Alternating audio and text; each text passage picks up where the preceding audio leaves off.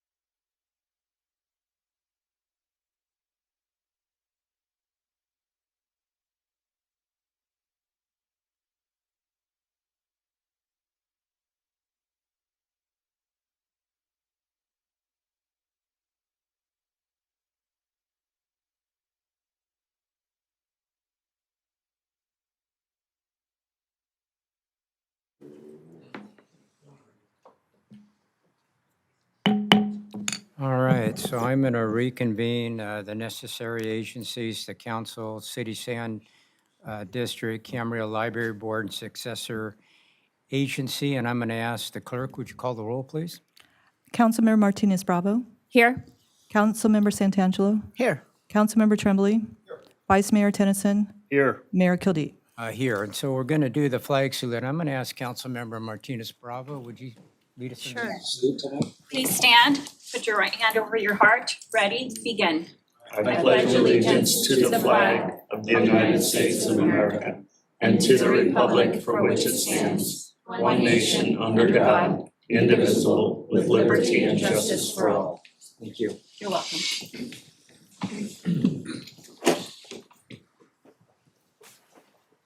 All right, that gets us down to the approval of the agenda. Any changements to the agenda that was submitted? Hearing none, we're going to move down to presentations. And the first one is the Las Personas Community Academy participations.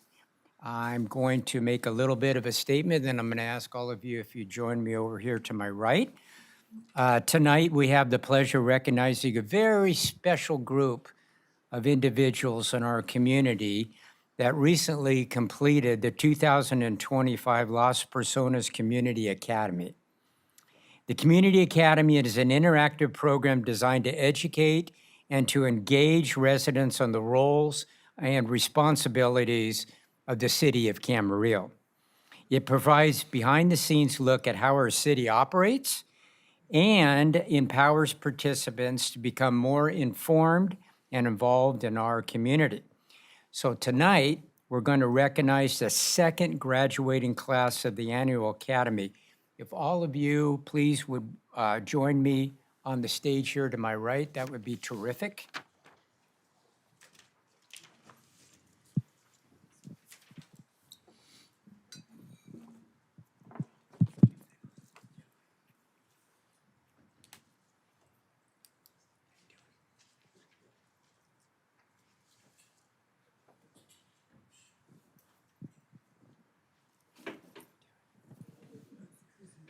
Got some room over here if you want to get a little closer here, everybody,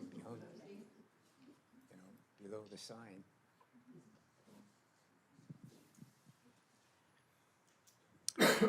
Okay, so on behalf of our city council, I'm proud to recognize each and every one of you for your participation in the Los Personas Community Academy. Each of you are dedicated your time and learning about local government, from how decisions are made to the services that impact our daily lives. And I know all of you are really busy, and all of the council, all of our staff, and all of the residents really appreciate you taking time out of your busy schedule to participate in this. Your involvement really shows that you care about the city of Camarillo. And it's a meaningful initiative to build a stronger understanding, and I think it also makes us more connected to the community as well. We hope this experience provided you and kind of motivated you to stay engaged with the city by volunteering and attending meetings and talk about what we do and what we don't do and what we should do to everybody that you meet. There were a lot of people that you meet, and you really encourage your neighbors to participate in this. We're very proud that we're able to set this up, and we hope that it was as meaningful to you as it has been to us. So congratulations and thank you on your commitment to Camarillo. I know there's a whole bunch of you, but would anybody like to make any comments or anything? This is time I can pass the microphone to you if anybody would like to make a comment. Anybody here that wants to make a comment? No, I guess am I talking too much?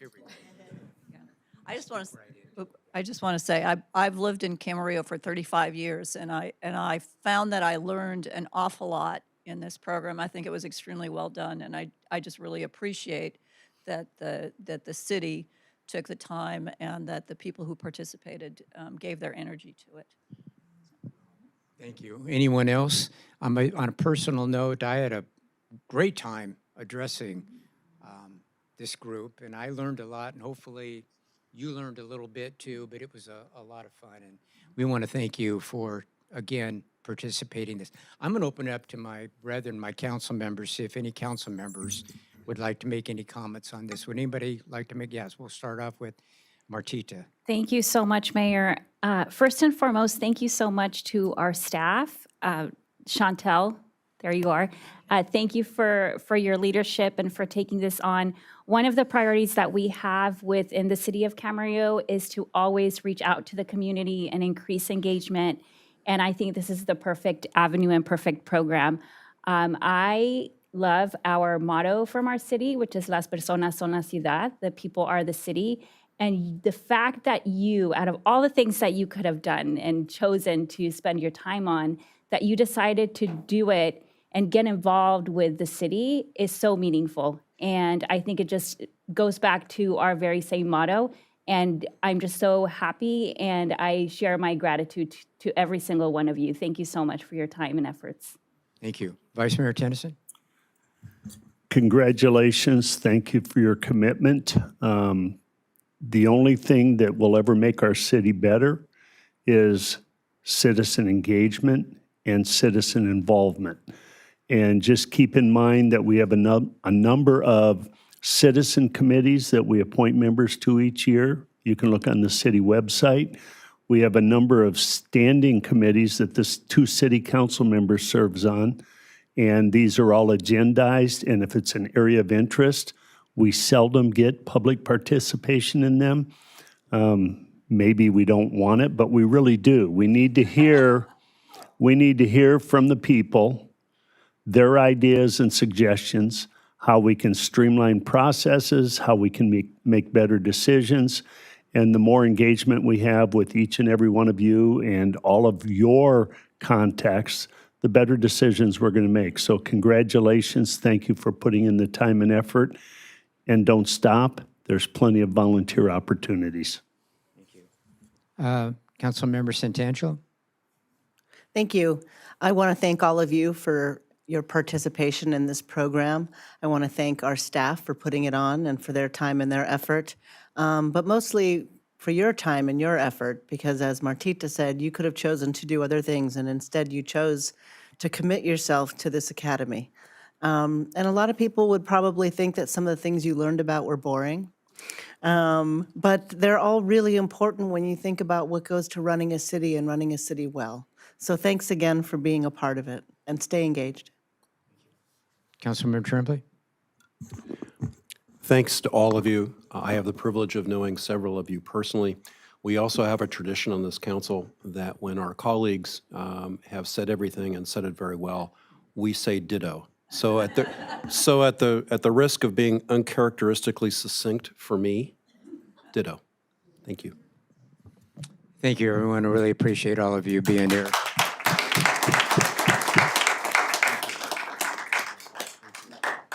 Thanks for being here. Thanks for being here. Thanks for participating. Thank you. Thank you.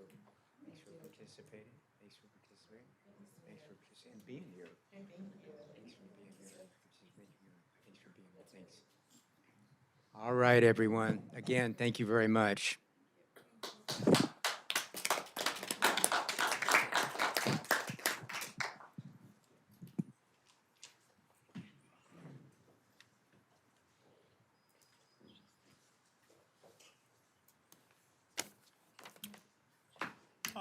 All right, so that's going to get us down to general public comments, and I'm going to ask the clerk, is there any comments tonight that you're... Yes, I have received 2 requests to speak. I'm going to give a little speech about the public comments. If you wish to speak and you haven't submitted your name, please see the clerk staff at the desk over to here to add your name. We ask that you keep your comments to 3 minutes. There'll be a timer that's visible on the 2 broadcasts on the wall. And when your time is up, the microphone will be muted and we'll be moving on to the next speaker. So when I call your name, please come up to the public podium and state your name and speak directly into the microphone. So the first person on the list I have is David Mormon. David.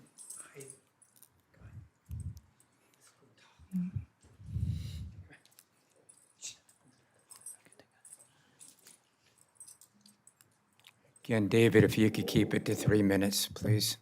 Yeah, because you're going to mute me if I don't, right? Thank you. Yeah, I heard that.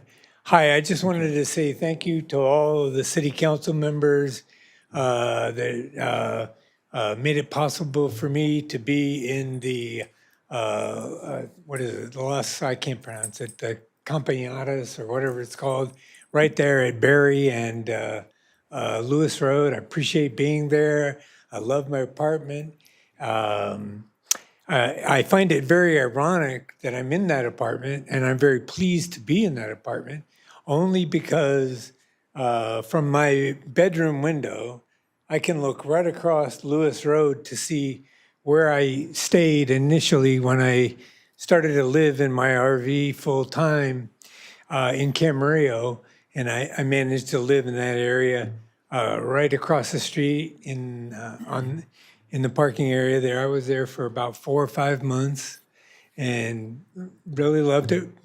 Walked all over the downtown area, enjoyed some of the restaurants and coffee houses and things on Ventura Boulevard. So I just wanted to thank you all for making it possible for me to be there. But I do want to make mention of one thing, and I don't know if the commander of the sheriff's department has spoken with you about a couple of his deputies. Deputy, I'll get it. Deputy Ramirez Diaz, badge number 5504, and Deputy Massingale, badge number 5416, that issued me a citation that they took over a half hour to decide to give me the citation. They gave me a citation for illegal dumping. And the interesting thing about that is I didn't dump illegally. The clean out that was installed, I hate to say this way, but it was installed basically for me. And it was put on private property, not public property. And Deputy Ramirez Diaz decided to do a slow crawl one day because I'm getting ready to actually sell my RV. So I had to get it dumped. And I think it was, what day was it? It was the 3rd of November. I don't remember what day that was. But yeah, they did a nice slow roll by me, and she went down the street and watched a man with multiple sclerosis have a very difficult time. I'm going to ask you to wrap it up, if you would, please, to 3 minutes. It's really important, but please wrap it up. I will.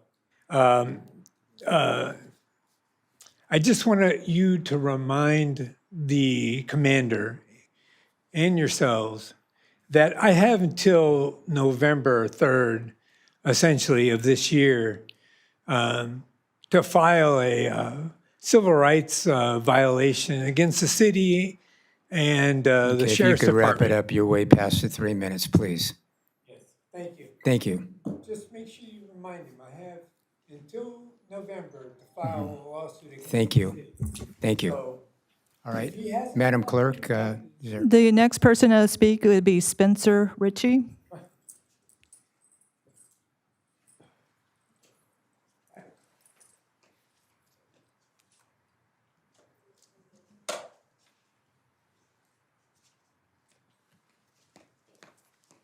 Hi.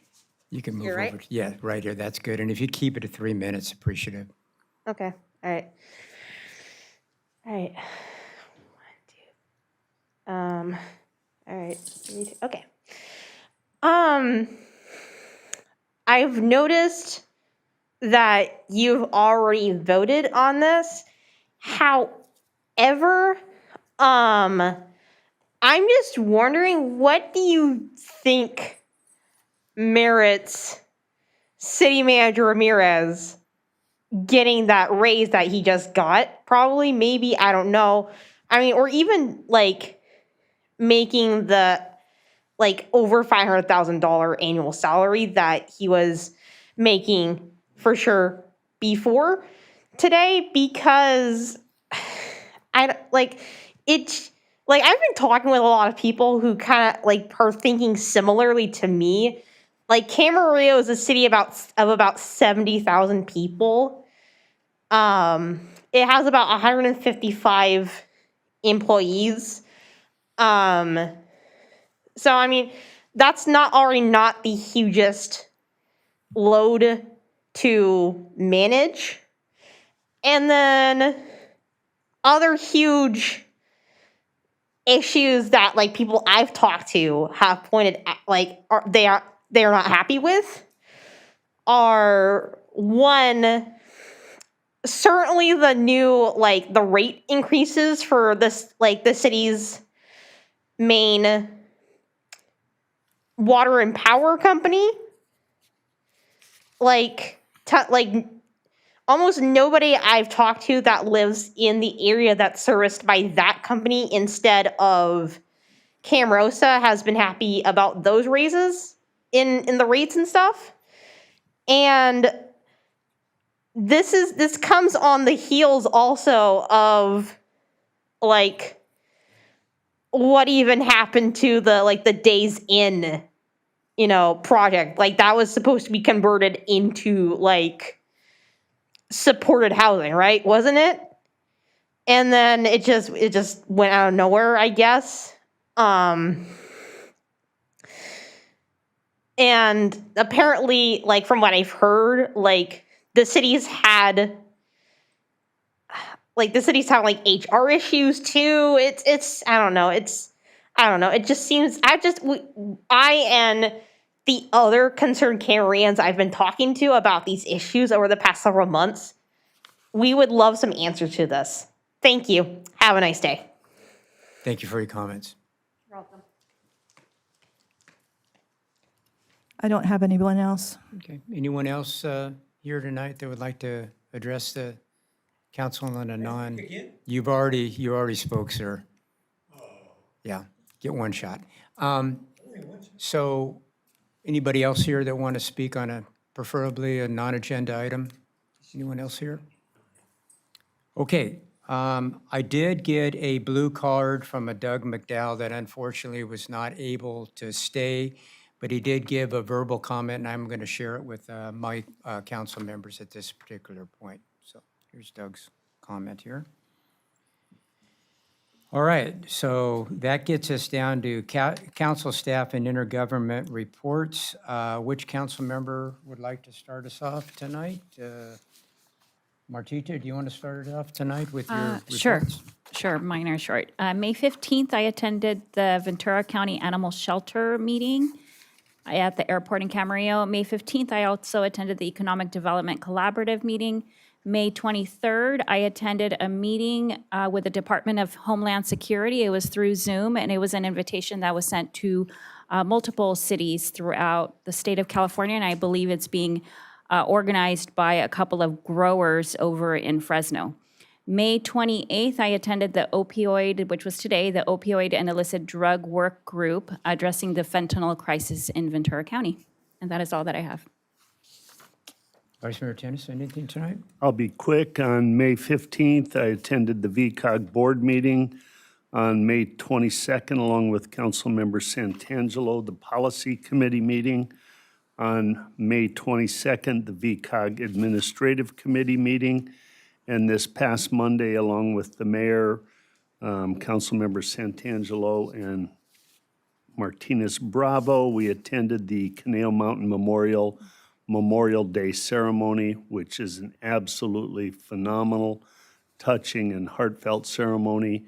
I know one of our city staff, I saw him there wearing a kilt, playing bagpipes. I'm not sure if everybody else knows that, but our own John, back in the corner, is a piper and did a phenomenal job. Great speakers, a captain from one of the local commands, Congresswoman Julia Brownlee, Robert Garcia, local resident, reinitiated naming the Camarillo residents that were lost or MIAs during all of our wars, and I think there were 37 of them. So Camarillo's been touched by all the wars going back to time.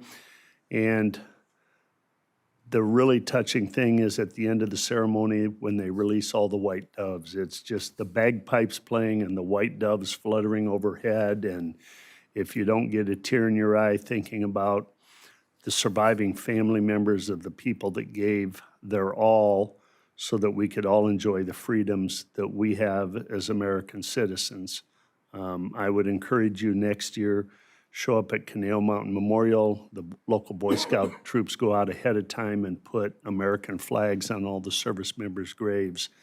And it's just, I always like to remind people, I'm a veteran, and people say, you know, thank you for your service. And I said, Memorial Day is not about my service as a veteran. That comes in November on Veterans Day. Memorial Day is about the men and women that sacrifice their lives or are MIAs to protect all Americans and our right to live as we do. Thank you. Thank you for your comments. What else? Susan, would you like to? Thank you. On May 21st, I attended LAFCO. On May 22nd, I attended the Policy Committee. On May 21st, I attended the District 2 First Annual Awards. That was really nice, something that I think they'll continue year after year. May 26th, I attended, along with my colleagues, the Conejo Mountain Memorial Day event. And earlier today, I attended the CPA Finance Committee meeting. That's all I have. Councilmember Tremblay? Thanks, Mr. Mayor. On May 19, I was in Washington, D.C. for meetings with EPA and on Capitol Hill on behalf of the city. On May 19th, 20th, and 21st, I had meetings on the Hill on behalf of Metrolink. And then on May 23, a special board meeting for the Fox Canyon Groundwater Management Agency, and that's it. All right, I did attend a VRSD board meeting, and I also attended the Conejo Mountain Memorial and Funeral Home Memorial Day event. Again, to reiterate what Vice Mayor Tennyson has said, if you get a chance to go out there, it's really worth it. The captain gave a beautiful keynote speech, and it's a beautiful setting on a very sad and somber moment. But I was very happy to represent the city that day and honored. Okay, so if there's nothing else, we're going to get down to the library activities update. Do we have an update with our library activities? There she is. Good evening, Mayor Kevin Evening. Kildee and library trustees. This summer, we invite all ages to participate in our Camarillo Public Library Summer Reading Program. We will kick off the event on Saturday, June 14th at 11 a.m. with a family touch-a-truck event, which will feature the new city trolley and the sewer vacuum truck from city facilities. In addition, emergency vehicles from the fire and the police department will be present for participants to view up close in the library parking lot. Winners of the Summer Reading Book Program bookmark contests will be announced, and all 162 entries will be displayed in our lobby for people to view. And this concludes my report. I'm happy to address any questions. Any questions from anyone? No, you're getting into your busy season, aren't you? We are getting So our that's busy season, exciting. yes. Yes, well, thank you for being here and sharing it with us. We appreciate you. it. Okay, next would be Interface 211, 211, the program update. Anyone from, there she is, okay. Hi. You can speak right into that microphone there is great. Welcome, thank you for being here. Thank you. I'm Kelly Brown. I'm the Community Information Officer at Interface Children and Family Services, where I oversee several different programs, and 211 is one of those programs. We're excited to be here tonight because we are located in Camarillo and have been for a long time, our agency. I don't know if this... Okay. So Interface has several different programs, 211 being one of them, domestic violence and child abuse prevention, human trafficking prevention and intervention, justice services, mental health and trauma treatment, and youth crisis and homeless services as well.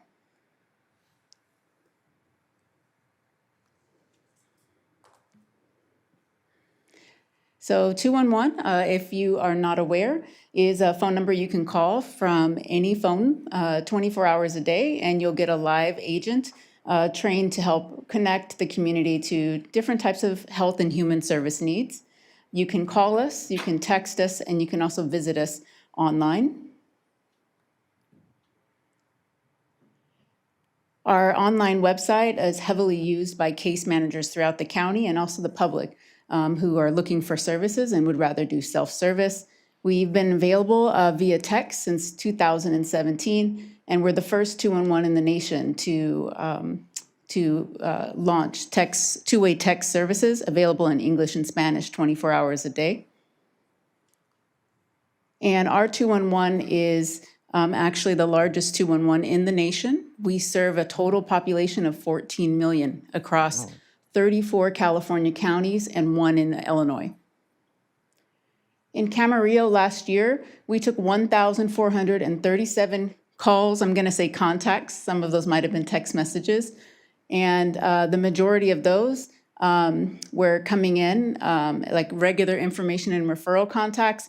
But as we all know, we had the mountain fire last year, and we did have quite a bit of disaster call activity, helping people to fill out the disaster needs assessments, but also to get connected to disaster-related resources that they were calling in for. 359 of those were considered first-time clients, and this is the last year I'll probably be giving that stat. Recently, for a different report, I did some research, and what I found out about first-time callers is that people will say that they are that they have called us previously, but when I investigate that, only 5% of our callers have called within the last year. So they might have called us in the last 20 years. We just celebrated 20 years. 116 of those were families with children under 5. 21 were pregnant at the time that they called us, and 102 of those were at risk of being homeless within 14 days. 136 of those were homeless at the time. Like all of our cities here in Ventura County, housing is the #1 need that Camarillo residents were calling us about, with transportation and mental health and substance abuse disorder services being the other top 3 needs of the county, of the city. I have this slide for you, and you can access this later if you want to sort of dial in really close and check it out. But I wanted to have you be able to compare the top 3 needs from every single individual city, because they change just a little bit depending on the city. We have several different special projects other than health and human service referrals. We've been working for the last 3, maybe 3.5 years with the State of California Public Health Department, helping people to stop using tobacco products. This program, we just basically ask every caller if anybody in the house uses tobacco products. And if they say yes, we offer them a free over-the-phone counseling service for tobacco cessation. And it's actually been amazingly successful. Even though people are calling in for other needs, we have helped over 3,000 Ventura County residents stop using tobacco products. And when we check back in with them, 75% of those a year later are still not using tobacco products. We have the Public Safety Power Shutoff Care Coordination Program, which is a collaboration we have with Southern California Edison. We work with their customers that have access and functional needs to prepare them to stay safe and healthy at home when they are about to lose power because of a public safety power shutoff. We work with them throughout the year to get connected to services and resources. And then during power shutoffs, we also are able to provide things like hotel stays, food deliveries, transportation assistance, and other things to help them to be able to stay safe at home. And then we have the Ventura versus Hate program, which is a collaboration with the California Civil Rights Department, where we help to have residents have a way to 24/7 report incidents of hate that they have experienced, and we also connect them to local services. And then the 211 Ride program is a transportation assistance program that we do in partnership with the Ventura County Transportation Commission, allowing people to understand what types of paratransit and regular public transit opportunities are available for them when they need to get to somewhere. When we ask our 211 callers about their transportation needs, after we give them their referrals, we ask, do you have a way to get to these resources? 30% of them say no. This is my contact information, and you're welcome to call us at any time to ask us for more data. We have tons of different data about the types of needs that Camarillo residents have. The thing that's a little bit different about this particular presentation, I should have given you a different slide, but really just talking about the mountain fire response. 211 does do in-person kind of direct services during disasters. So when the local assistance center opened up here, and even before, we were taking calls and helping people to fill out all of the immediate needs assessments, talking about the needs that they were having during the mountain fire. And then also when they came to the local assistance center, we were able to meet with them in person and get them connected directly with resources. After the fire concluded, we continued to work with over 100 of those residents. So we're still working with them now. At least 25 of those households we're working with intensely because they have more complex needs. Either it's health-related, loss of income, they're still unhoused at this time, and we're working really closely with them. Within the last 2 weeks, we've actually found 3 of them new housing and helped them to get move-in assistance, paying deposits and whatnot, and helping to buy new furniture for them, negotiating with landlords to be able to make some different concessions in the way that they look at people's credit and other things to make sure that we can get people housed. And that's my report for 2024 for Camarillo City. Thank you so much. Thank you, Kelly, for all that you do. Are there any questions of Kelly? Yeah, Vice Mayor Tennyson had a... I just want to comment, Kelly, I had the opportunity along with some other council members and our city manager to attend your 20th birthday breakfast. And I was really impressed that 211 Ventura is the leader in the nation, and people are reaching out to you constantly to help them throughout the United States set up their own 211. Is that correct? Yes, that's correct. Yeah. And how many people did you say you serve? 14 million. 14 million, mostly California? Yes, absolutely. But also you said Illinois? Yes, one county in Illinois, Lake County, about 5 years ago, called me and talked to me about starting services. I thought it was Lake County, California. I was excited because they didn't have 211 at the time, and about halfway through, I realized the accent was a little funny, and it was actually Illinois. But it still worked out. It's a good relationship. Midwesterners speak with an accent. So do you have other areas in the United States that are reaching out to you to help them set up the 211s? Yes, several times over the last 15 years. I've been here 15 years. We've helped other states to set up 211 and even other counties here in California, whether we're going to be the provider or not, giving advice and sort of, troubleshooting for them to help them either maintain 211 if they're having trouble maintaining it or to start a brand new 211. Yes. Well, congratulations on your successes and your leadership throughout the country. Thank you. Anyone else? Yeah. I don't have a question, but I do have a comment. Kelly, thank you very much for the presentation. Big congratulations also on your 20th anniversary. You do the job and you do it very well. And I had the opportunity to work with you not only through the nonprofit sector, but also during the mountain fire. And I can tell every single one of you interface as boots on the ground, helping people, ensuring their safety and ensuring that they get taken care of. And these are people in our own community. I'm glad that through the city of Camarillo, we're also providing support. And I hope that that continues because it truly offers such vital resources to people who are really struggling, and it could literally be the difference between life and death for many. So thank you so much, Kelly, to you and Eric and your entire team. Thank you. Thank you. Anyone else? Kelly, thank you so much for being here. All right, that's going to get us down to item G. It's the Economic Development Collaborative Update. We've got Bruce Stencil here. Welcome, Bruce, for your annual report here, and look forward to your report here. Thank you very much. Good evening, Mayor Kildee, members of the council, staff. Bruce Stencil, President and CEO, Economic Development Collaborative. Let's see if I can make that work. We're good. Thrilled to be here. housed in Camarillo since 1996. So proud to follow. And it seems everywhere I go, I end up following Kelly in a presentation, and it's a hard act to follow, so I appreciate that. Several things I'm going to try to cover in just several minutes here. Noted there a little bit about who we are, what we do, specifically how we do that, strive to do it, aspire to do it in collaboration with the city, all of you, and with George in particular, your economic development lead.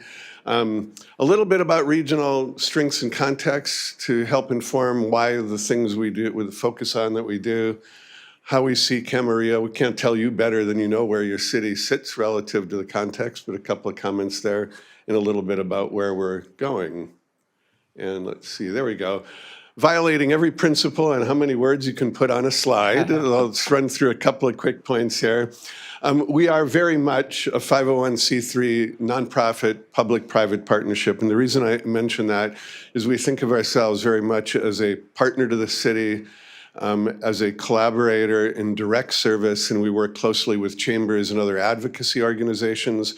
But as a mostly publicly funded organization, we are not an advocacy group. Rather, we focus on those three yellow highlighted things right there to demystify the world of economic development. If there's such a thing, we really just focus on three things. What, number one, can we do to help retain and grow the existing business base in any region, and the city in particular?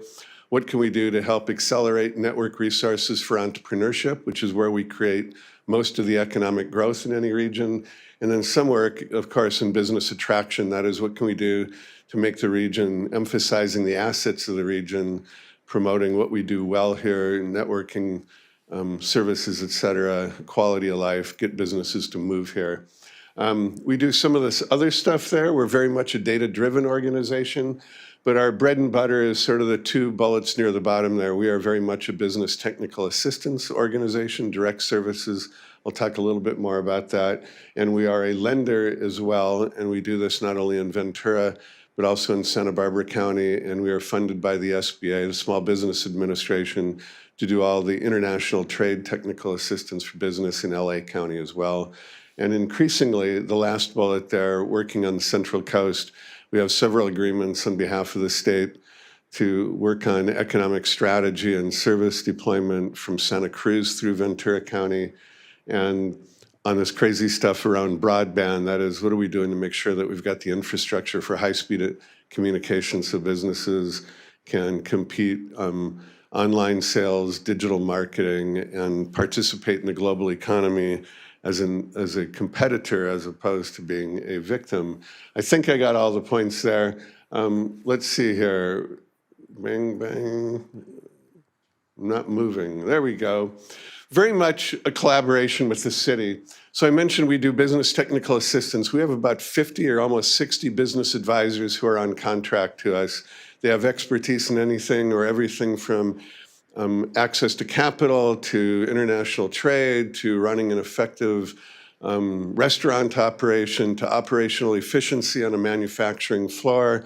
So we are what we think very much is a business demand-driven organization. We don't want to think that we've got something you need. Rather, we want to listen to a business, understand what are sort of the kinks in the hose that are fueling their acceleration, their growth, their competitiveness, identify somebody in our consulting core who's got some experience in that sector, and then help from an arm's length perspective, say, how can you better maybe think about different ways for what you're doing? We don't know what the business is doing better than they do. We just may have some assets and some experience to help them figure out how to do more better than what they do already. We're very much looking at being complementary. So George is your expert in the city. He's got connections to knowing who's coming and who's going. We make sure that we've got an open communication, and we just want to be an asset and a collaborator to the strengths that you already have.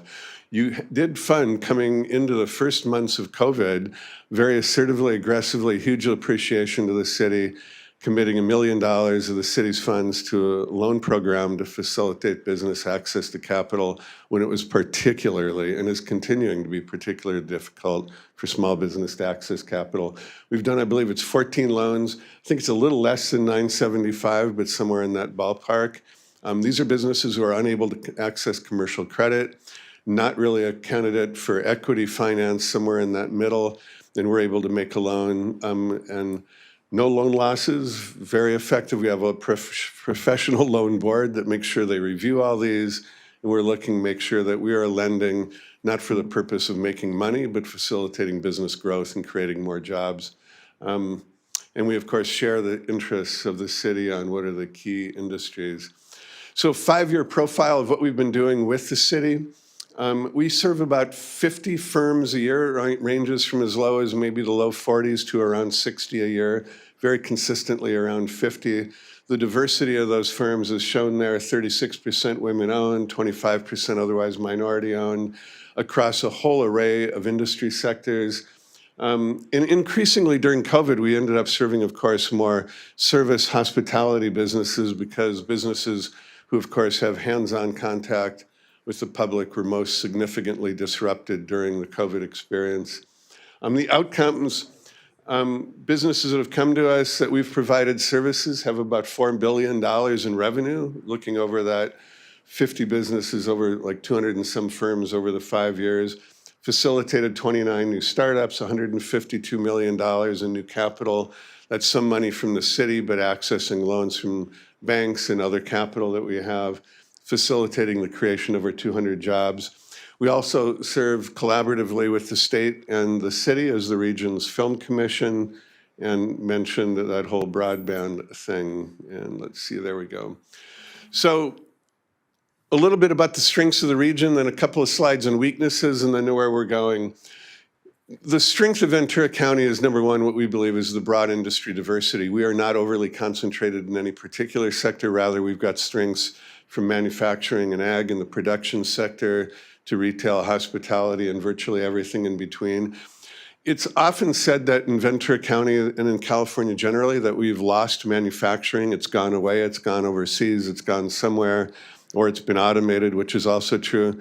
The reality is that Ventura County has a higher concentration of manufacturing jobs relative to other regions today than it did 30 years ago. We remain a manufacturing powerhouse, 26,000 or more jobs in manufacturing in Ventura County, the number one generator of local income and productivity, and a huge chunk of that is here in Camarillo, in the regions that the city has made sure are available through land use zoning and a huge concentration of firms. Life sciences, of course, ag and food systems, a significant amount of that is concentrated here. When we say food systems, we mean everything from growing the produce to figuring out how to get it to market, et cetera. Health services, entrepreneurship ecosystem. We did a study about 5-6 years ago. Where did Ventura County rank relative to the other 57, the 58 counties in California on several measures of entrepreneurship creativity? And we ranked somewhere around 10th or so on the 58 counties, maybe 9th in some categories. It's often said that Ventura County does not have as competitive as economy as we would like to think, but when you start looking at the power in manufacturing, the diversity of industry, and specifically the entrepreneurship networking, we are actually a superpower. Defense, a lot of that, of course, is driven by Navy-based Ventura County, Cal State Channel Islands. And a lot of questions about land use come to us. Don't we make it too difficult to expand and build businesses in Ventura County? And that can certainly be true. But the other advantage that we express relative to LA County is communities with distinct identities, tight urban boundaries, separation between and among the cities, the preservation of agriculture, and that is actually an enormous asset. And we are one of the most productive local economies in the state. I throw this slide up there because nobody wants to believe it, and just hit a couple of points and get out of your way. The U.S. Department of Agriculture several years ago, and still updates this data every year, maybe they won't anymore, I'm not sure, and they look at a number of what they refer to as the physical characteristics that enhance location as a place to live. In Ventura County, for several years running, among the 3,000 counties across the United States, are the most absolute desirable place to live in America. You can't beat that. Gallup does these well-being indices, 190 metropolitan statistical areas, the largest. We rank 16th in relative quality of life by that whole set of measures: purpose, social connections, financial security. And then something that's generally used in a global sort of competitive environment, but used also by metropolitan statistical areas, is sustainable Development Goals Index hasn't been updated in a couple of years, so I'm using 2019. But out of the 106 largest areas in the United States, ranked 16th. So we like to believe that we are actually a real great powerhouse place to be. Moving to the negative side, the two highlighted points there, we all know that Ventura County needs more housing relative to opportunity and the whole spectrum of housing, whether it's affordable or on up market rate. But what we're most anxious about is, does Ventura County have enough jobs relative to the population to maintain economic opportunity here? Too many people, if I were to start looking at the negative side of the equation for Ventura County, commute out of the county for economic opportunity for jobs into Los Angeles or Santa Barbara for that matter.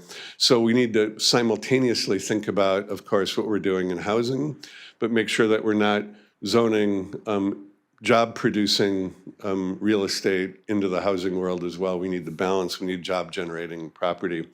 We're part of this large project, just two real quick slides, excuse me. Uplift Central Coast, this 6-county region from Santa Cruz down to Ventura County, and discovered something that's really sort of startling and consistent across the 6 counties, that if you look at these affordable or quality of life indices, what does it cost to live in a region? And this is done by MIT, it's done by United Ways of the United States and in California. About 40% of families in the Central Coast do not meet a living wage standard, that they're living really on the edge relative of what is affordability, how much money are you spending on housing, do you have enough money to pay for health care, do you have enough money to pay for a vacation for that matter? And so we know that we've got an issue relative to affordability. That just kind of validates what we all experience and know. The next slide is the one that actually creates more anxiety for us, that only about 25% of the jobs in the region actually pay a wage sufficient enough to get you above the living wage standard. And then there's another roughly 15% of the jobs in the region that we call promising jobs. That is, they are in industry sectors and occupations with career ladders within a couple of years afford you the opportunity to move into a job. So as economic development strategy, what does this tell us? Number one, we need more of those high-quality jobs that pay a living wage, that allow you to afford to live in this region. They tend to be in the manufacturing, the sciences, STEM skills, et cetera. But we also need to look at those jobs that don't pay a living wage and understand what does it take to promote economic mobility, promote access to quality childcare, affordable, quality access to education, especially on career advancement opportunities, because we've got to make sure that people are able to compete for the jobs that pay a living wage. But that is the fundamental challenge in the equation. Too expensive to live here for too many people and not enough jobs that pay a wage that allow you to live here at that level of comfort. And we know that, but we're needing to work on it. So finally, one other thing, looking at Camarillo in particular, only 4 of the cities in Ventura County have enough jobs for residents to actually live and work in the same city. So we know this in Ventura County. This is the transportation problem we deal with every day. It's a whole spaghetti network of people driving all over. But if you look at this, about 28,000 workers commute out of Ventura County and of Camarillo, and about 25,000 commute in. So you're a job center. Only a couple of other cities in Ventura County are job center. Ventura, likely because of the government center. Thousand Oaks, probably because of a combination of hospital and Amgen and related life sciences. Ojai, oddly, only because of the Ojai Valley Inn and a couple of education private schools. Camarillo is by far the most balanced relative to the diversity of industry and occupational opportunity. People come here because you have a higher number of jobs than you have people in the labor market. Now, people are leaving and they're coming and they're going back and forth, but the good news is you are incredibly a job center for Ventura County. So we did a little bit of comparison. You can look at this data from a variety of points of view. What's similar and different? I would just highlight 2 quick points in this. A lot of people think that Camarillo has a disproportionate share of jobs in the retail sector because of the outlet mall. And actually, that turns out not to be true. You have just the average number of jobs relative. And the reason that is because you have a high concentration of jobs across all sectors, and particularly in the production economy. So you are not overly concentrated because of the outlet malls. Rather, it's actually just a balancing asset. A couple of other ideas there, high strength in manufacturing. On the weaknesses, I worked hard to find something that I could say I could be critical about. What does the city not have? You're about average in health services jobs, which you can find more opportunity there as we're an aging society if you're looking for economic growth. The educational services number looks low, but that's probably only because Cal State Channel Islands jobs don't land inside city limits, so that's sort of a distortion. Finance and insurance, you're actually around average, but it does look like arts, entertainment, and the whole recreation sector is a growth opportunity. The only downside is those aren't maybe the highest paying jobs, but extraordinary jobs relative to contributing to quality of life. And finally, the way forward, just want to reemphasize that point that we think the number one strategy for Ventura County is not only to figure out how we can build more housing, more affordable housing, but how are we making sure that we're preserving job-producing land. While we've got very strict land use strategy, we want to make sure that we don't end up with a dearth of quality industrial and commercial property. And right now, of course, there's a real transition from office to others, but other uses, that's a trick. Investing in education, we all know a data point that's a little disturbing, and I'll just about stop there, is that people have been leaving California is sort of one of the uber arguments about why is it, what is it that is evidence that it's difficult to do business in California. That isn't entirely true. It's normalized. That was a COVID experience. But what it does tell us is that when Ventura County and California grew over the last generations, is people moved here in droves from all over the country and the world because of the California promise. I don't think the California promise is gone, but it's not affordable anymore for people to move here. So what does that mean is the degree to which we are investing in early education, K to 16, and university and college level education is the degree to which we retain talent. And that's our number one economic competitiveness. That and networking the entrepreneurial resources of the region to create more jobs. And if you have any questions, you can reach me there, or better, it's to call George and he'll give you a more informed answer. Thanks. That's all I have. Thank you. Thank you, Bruce. Any questions or comments from Bruce? Vice Mayor Tennyson? Yeah, Bruce, I know that you have agreements and collaboration with the port, with Naval Bases Ventura County and Fathom Works. Maybe you can tell us what some of the benefits that come from that collaboration are. Huge. So that's a partnership of a couple of the commands at Navy Base, NAVC and NAVFAC. Don't ask me to go through those acronyms. The port, a group called Matter Labs and EDC. One of my earlier slides said that the economic development strategy for us is what do you do to grow and retain existing business? What can you do to attract, and what can you do to affect quality entrepreneurship? And our partnership with the Navy, so-called Fathom Works, is precisely that. So for example, they do this huge event that's coming up just in a couple of months where they attract firms from all over the country, all over the globe to do experimentation and collaboration with the Navy, get access to the ships, to offshore, to the port. And those businesses come here and they take a look at that, and some of them discover that maybe the investments that we make locally is what they should do to actually come here and stay here. What we're really looking to do now is the Navy is investing incredibly right now in autonomous vehicles of all kinds. Navy Base Ventura County has been designated as its #1 innovation center, and so we are spending a lot of time with the county, with city economic development folks, the Navy and the port, and figuring out how do we not just have Navy investment, but the participation of local businesses who are here already in that R&D stream. We have a concentration of autonomous vehicles. I have a whole nother slide, it would be for another day. We took a look at what are the capacities in Ventura County that align with the whole world of growing economic growth from the autonomous vehicle world in connection with Navy investment. And we are actually extraordinarily rich in those collateral assets. We've been selling that to the state. The county just pitched a really large grant opportunity or proposal to the state to bring more resources here to optimize that. You also mentioned the importance of education for our K through 16. Is Fathom Works play into that? Yes, in a variety of ways. In partnership with the Navy, doing all sorts of internships and activities, robot competitions, STEM skill activities in partnership with the County Office of Education and Cal State Channel Islands. Every given day in the FathomWorks lab there at the edge of the base, right behind the port offices, we have all sorts of interns coming in and out from UCSB and LA and looking at the prototyping equipment that we have out there that they can look at and accelerate their experience in innovation and playing with technology.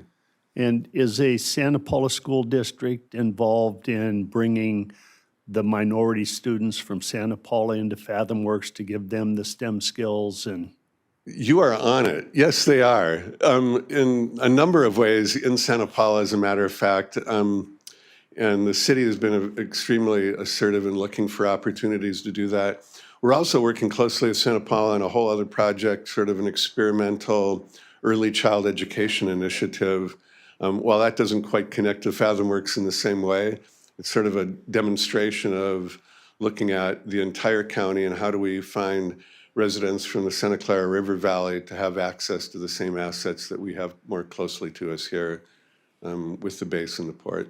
And is Pleasant Valley School District involved in this at all with their students? Yes, and in a couple of ways. We're actually working with the region's adult schools on a whole digital upskilling initiative that has some connection to it as well. Digital upskilling meaning we want to make sure that every kid in Ventura County has the ability to navigate the internet, navigate the technology, and make sure that they have the skills to compete both in education and in the job market as they mature. Thank you. All right. Anyone else? Martita? I just have a comment. Bruce, thank you very much for your presentation and for a very good overall review of everything that we do in Impact in Camarillo. I just want to say I'm very honored to sit on the board of EDC representing the city of Camarillo, where I think at every single meeting I very shamelessly do a plug, asking people to shop and eat here in the city. So trying to do my part as well. Thank you. Thank you so much. Anyone else? Bruce, thank you for being here. Thank you for the work that you do. It's very important for the economy of not just the city of Camarillo, but the county in general. And what you do does not go unnoticed. And keep up the good work, please. Appreciate it. Thank you all. Thank you. Thank you, Bruce. All right, that gets us down to consent calendar. Madam Clerk, do we have any cards on consent tonight? We do not have any cards. Any questions on council on the consent? Move approval. Second, There's a motion and a second. we're excited to move it. There's a motion and a second. Hearing no other comments, City Clerk, would you please do the roll? Councilmember Martinez Bravo? Yes. Councilmember Santangelo? Yes. Councilmember Tremblay? Yes. Vice Mayor Tennyson? Yes. And Mayor Kildee? Yes, that passes 5-0.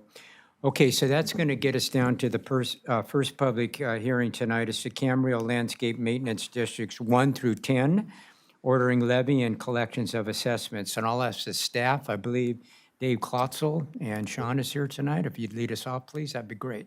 Yes, thank you, Mayor Kildee, City Council members. This is the annual process of the final public hearing for ordering and collecting the assessments for our landscape managed districts within the city. And Sean Cruz, our Public Works Administrator, will present this item. Good evening, Mayor Kildee and council members. Tonight before you is the annual resolution ordering the levying and collection of assessments in the city's landscape maintenance districts. The assessments are structured to cover the city's costs to maintain the landscaping and related improvements included in each zone. Here we have zones 2 through 10 shown within the city of Camarillo. Zone 1, which was the city's initial maintenance district, is not shown on the map.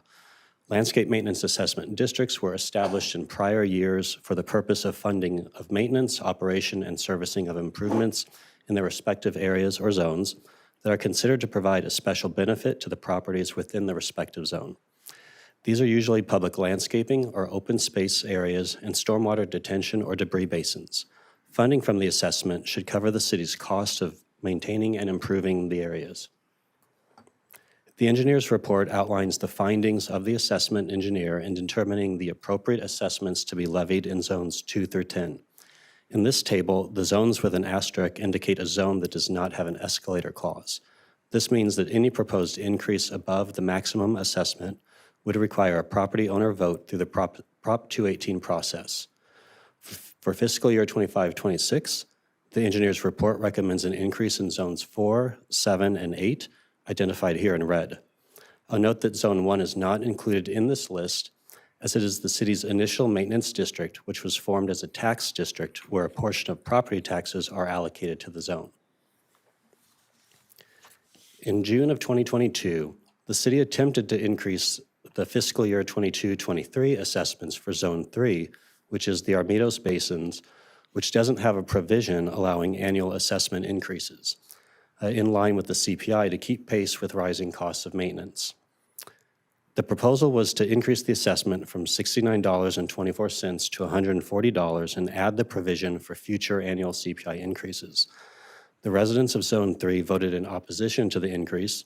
Consequently, the city's general fund is projected to subsidize Zone 3's maintenance $4,867 in fiscal year 24-25 and $5,038 in fiscal year 25-26, for a combined subsidy of $16,060 through fiscal year 25-26. While Zone 3 is not fully funded, the remaining zones will be fully funded through collected assessments and accumulated fund balances. Tonight provides the public hearing requirement for the fiscal year 25-26 assessments for all zones. Staff's recommendation is for the City Council to adopt a resolution ordering the levy and collection of assessments for the Camarillo Lighting and Landscape Maintenance District for zones 1 through 10, as shown in the engineer's report. This concludes my presentation. I'm happy to answer your questions that council may have. Thank you. Any questions with this? All right. This is an advertised public hearing, so I'm going to open the public hearing. Madam Clerk, do you have any blue cards on this particular issue? No, not on this one. Not any public want to speak on this issue? Seeing no one come forward, I'm going to close the public hearing, and I'm going to ask for council deliberation and/or motions, please. There's a motion and a second. Is there any further discussion? Roll call, please. City Clerk? Councilmember Martinez Bravo? Yes. Councilmember Santangelo? Yes. Councilmember Tremblay? Vice Mayor Tennyson? Yes. And Mayor Kildee? Yes. All right, that's going to get us down to item U. It's the Shelley Farmhouse Historic Landmark Designation.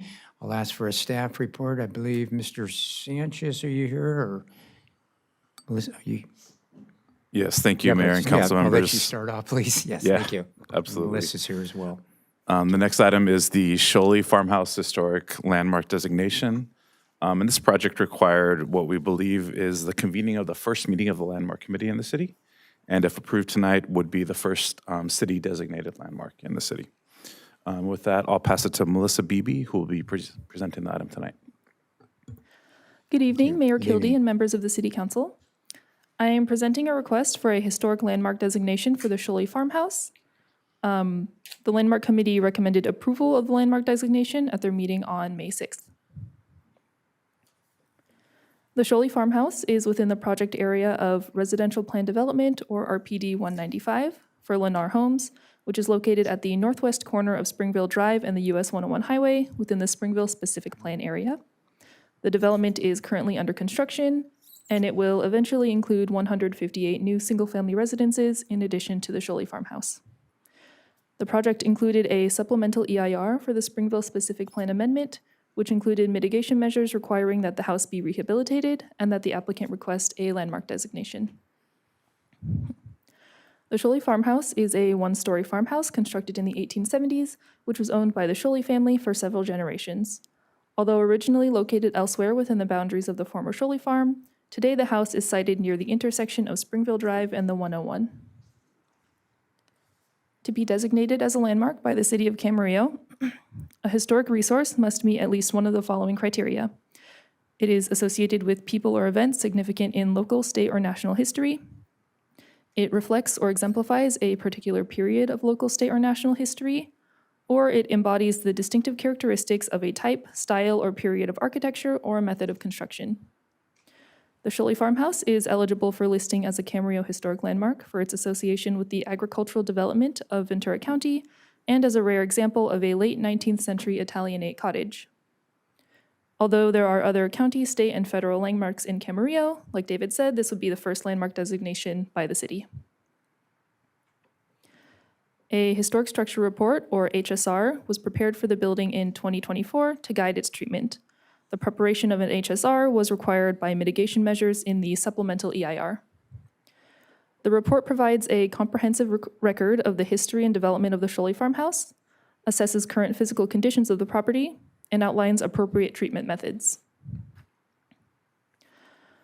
The HSR determined that rehabilitation, in compliance with the Secretary of the Interior standards for the treatment of historic properties, is the treatment most appropriate for the Shelley Farmhouse.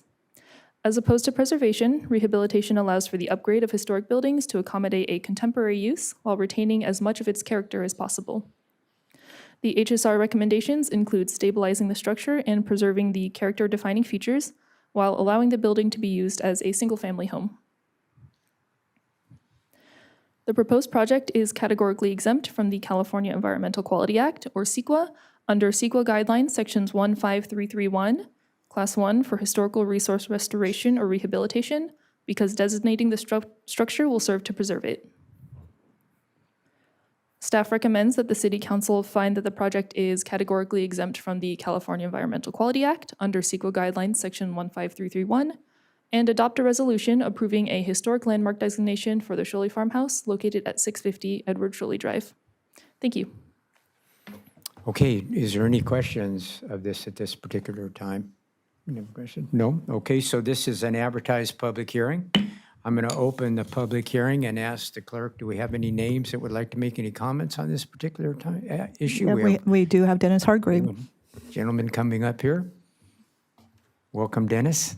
Thank you. Good evening, Mayor Kildee, members of the City Council. I am representing the property owner once again at the Springville site where the Shelley House is located, and we do support this act and this designation for the property. We've probably spent close to $300,000 on all the required documentation and reports and rehabilitation building plans, and we are prepared to go into plan check on those plans. So if you look at all the attachments you have a number of them. The Historical Resources Report winds up in several databases. The photographs that we took before the house was moved wind up in the Library of Congress, which we find interesting. And they'll be also archived in other places as well, the County Historical Society. We intend to move ahead with the restoration of the house in short order now, as long as we can get through our plan check. Looking forward to getting that done. One item we would ask you if you could give direction to staff at this point, or at least have an awareness, an acknowledgement of, we would like to proceed with a Mills Act property tax designation for this. We've never done it in Camarillo, to the best of my knowledge when I research.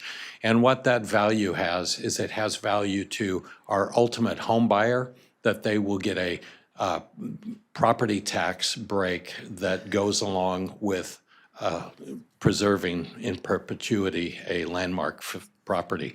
So I've talked to the county assessor's office about this, and it's something that you will have to probably take an action at some point in the future on, but that would be later on down the road. I just wanted to raise that awareness tonight about how the Mills Act process works. Mr. Sanchez may be more recognized authority on it since he was in Pasadena, and I'm certain that there's a number of Mills Act properties in that community. But anyway, I'm here to answer any questions you may have, and we look forward to going into plan check within days. Any questions of Dennis tonight? No? Thank you. I just have one comment. Dennis, it's going to look a lot different than being on the trailer, right? Yeah, it's not going to be on blocks. It's actually, as you saw in that one schematic rendering, it will still be elevated. It won't be on a flat ground slab. It was asked at Planning Commission, what happens with steps, right? How does that meet ADA? And there are certain code requirements that are different when you're doing a private historical building. So there will be stairways up, going up to the house. It'll be on a raised foundation, probably up to 2 feet up off the ground, which is how the house was, if you recall where it sat before. Okay, thank you. Anyway, Mr. Tremblay had a... Yeah, just, Dennis, thanks for your presentation. And maybe a question to Mr. Sanchez as well. I'm not personally familiar with the Mills Act, and I'm thinking that it's a matter that can come back to us, assuming that tonight's staff recommendation were approved. It can come back later and does not need to be done concurrently with this designation? That's correct. Yeah. Okay. I would ask something be brought back in the future on that. Thank you. Great. Thank you very much. Thank you, Dennis. Thank you. Okay, would anybody else like to make any comments on this item? Seeing no one come forward, I'm going to close the public comments on this, and I'll ask for directions from the council. Marchita? Every time we drive by the 101 and we see the Shelley House, my children are always the first ones to point it out. And I think this is a wonderful investment for our community, and I'm very proud that we have the opportunity to do this. Thank you to the developer for the financial support with that as well. And I think it's just something that's very important and adds richness to who we are as a city. So I'm more than happy to move the staff's recommendations 1 and 2. There's a motion and a second. Is there any further discussion? Roll call, please. Councilmember Martinez Bravo? Yes. Councilmember Santangelo? Yes. Councilmember Tremblay? Yes. Vice Mayor Tennyson? Yes. And Mayor Kildee? Yes. So we've been going at it for a little bit here, and I've been asked to take about a 5-minute break. So we're going to take a 5-minute break, and we'll be back.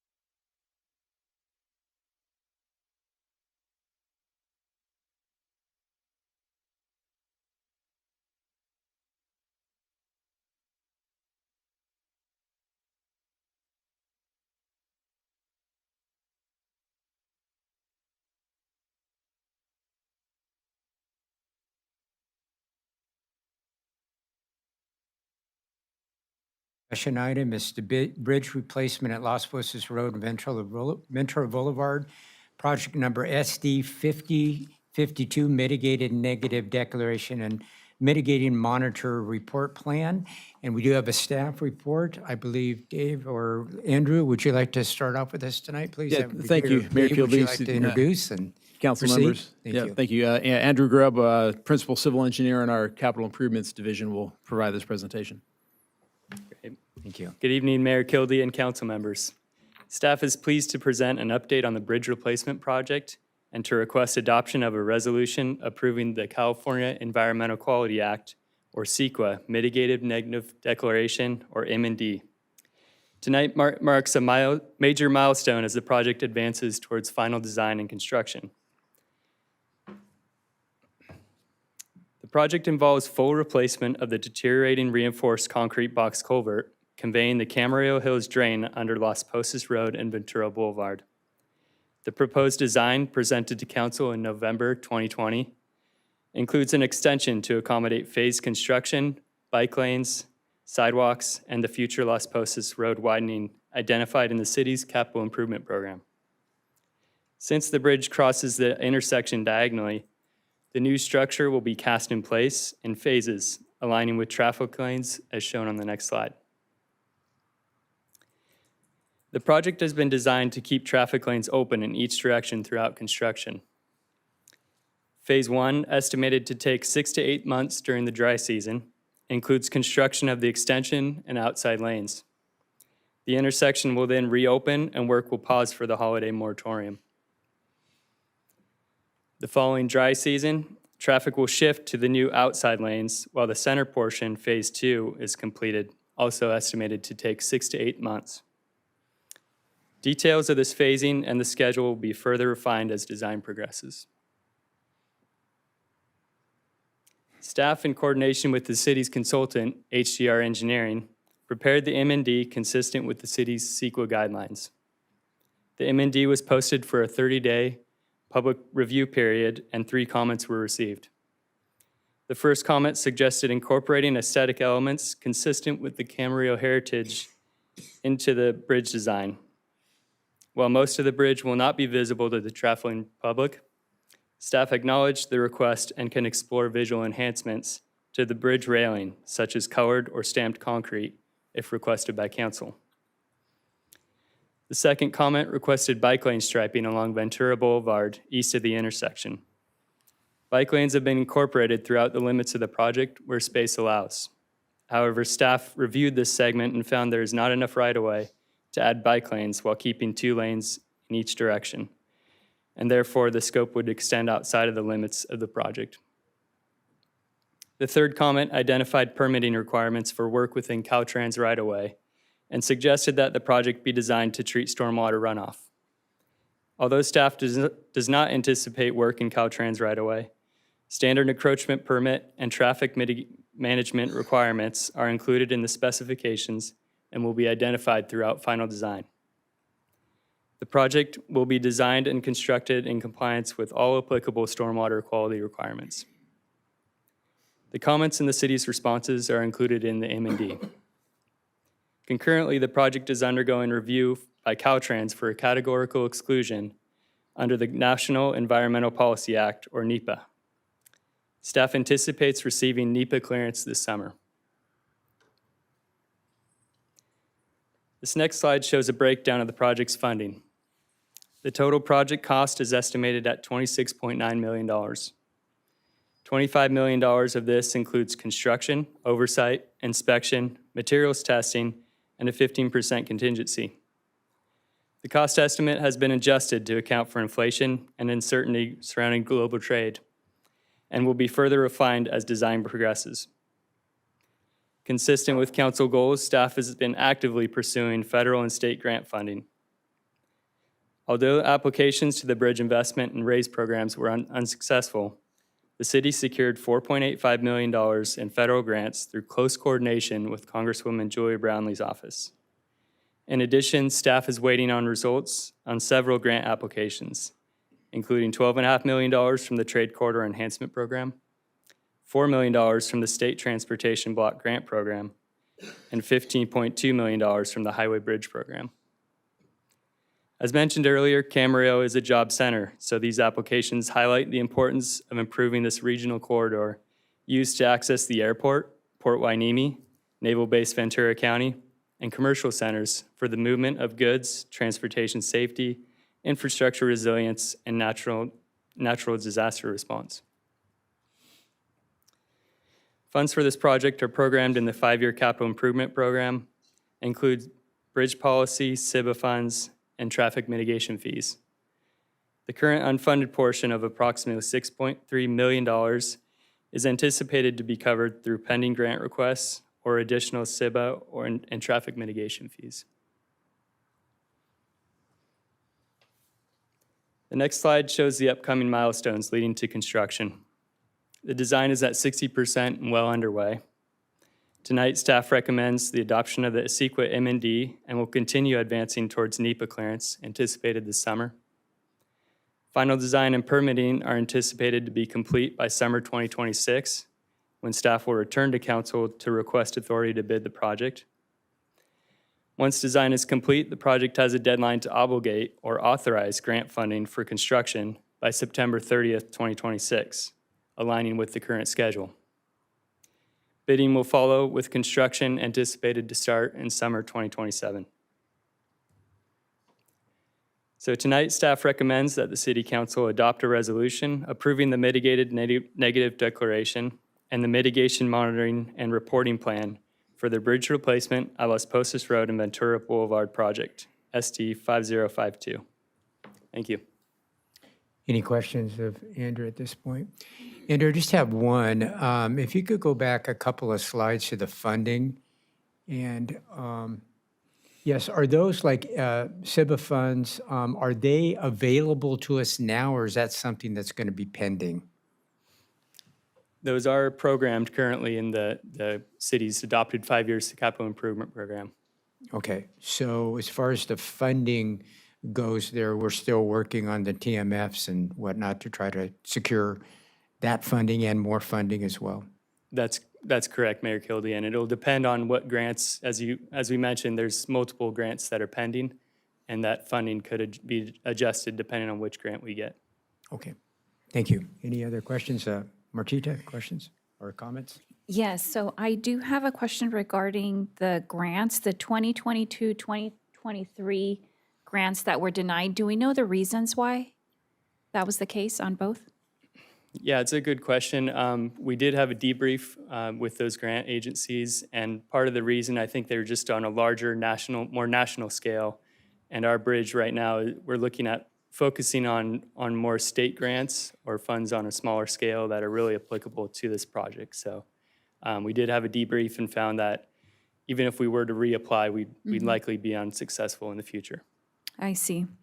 And then in terms of the comment that was made regarding the bike lane, I mean, it sounds like for this project, there isn't that space or capacity, but is that something that we would look at for in the future for a road expansion? It is included in the city's bikeway master plan and will be further evaluated as a separate project. Okay. But it was outside of the scope of this project. Out of this one. Okay, thank you so much. Any other questions on this? Okay, I just want to thank Congressman Person Brownlee for going to bat for us and taking the initiative and getting some $4.8 million for this very important project for our city. Madam Clerk, are there any cards for any public comments on this particular issue? No, there's not. Okay, so there's no public comment, so I'll open it up to any discussion and/or motions that the council will have at this particular point. Who would like to start off? Move the item. There's a motion and a second. Any further discussion? Hearing none, would you do a roll call, please? Councilmember Martinez Bravo? Yes. Councilmember Santangelo? Yes. Councilmember Tremblay? Yes. Vice Mayor Tennyson? Yes. And Mayor Kildee? Yes, that passes unanimously. That gets us down to item W. It's a joint use agreement with AmCal, Terra Campaign Fund LP, Common Driveway, and a quitclaim deed. And we'll have a staff report. Mr. Klotzel, would you like to start us off with Ms. Deanna as well? Yes, thank you, Mayor Kildee, City Council members. To start off this item, Michelle Glugert Deanna, Assistant to the City Manager, will provide some overview information, and then I'll provide additional details. Thank you and good evening, Mayor Kildee and council members. I appreciate the opportunity to provide some context for this project before we get into the specific item that is before you this evening.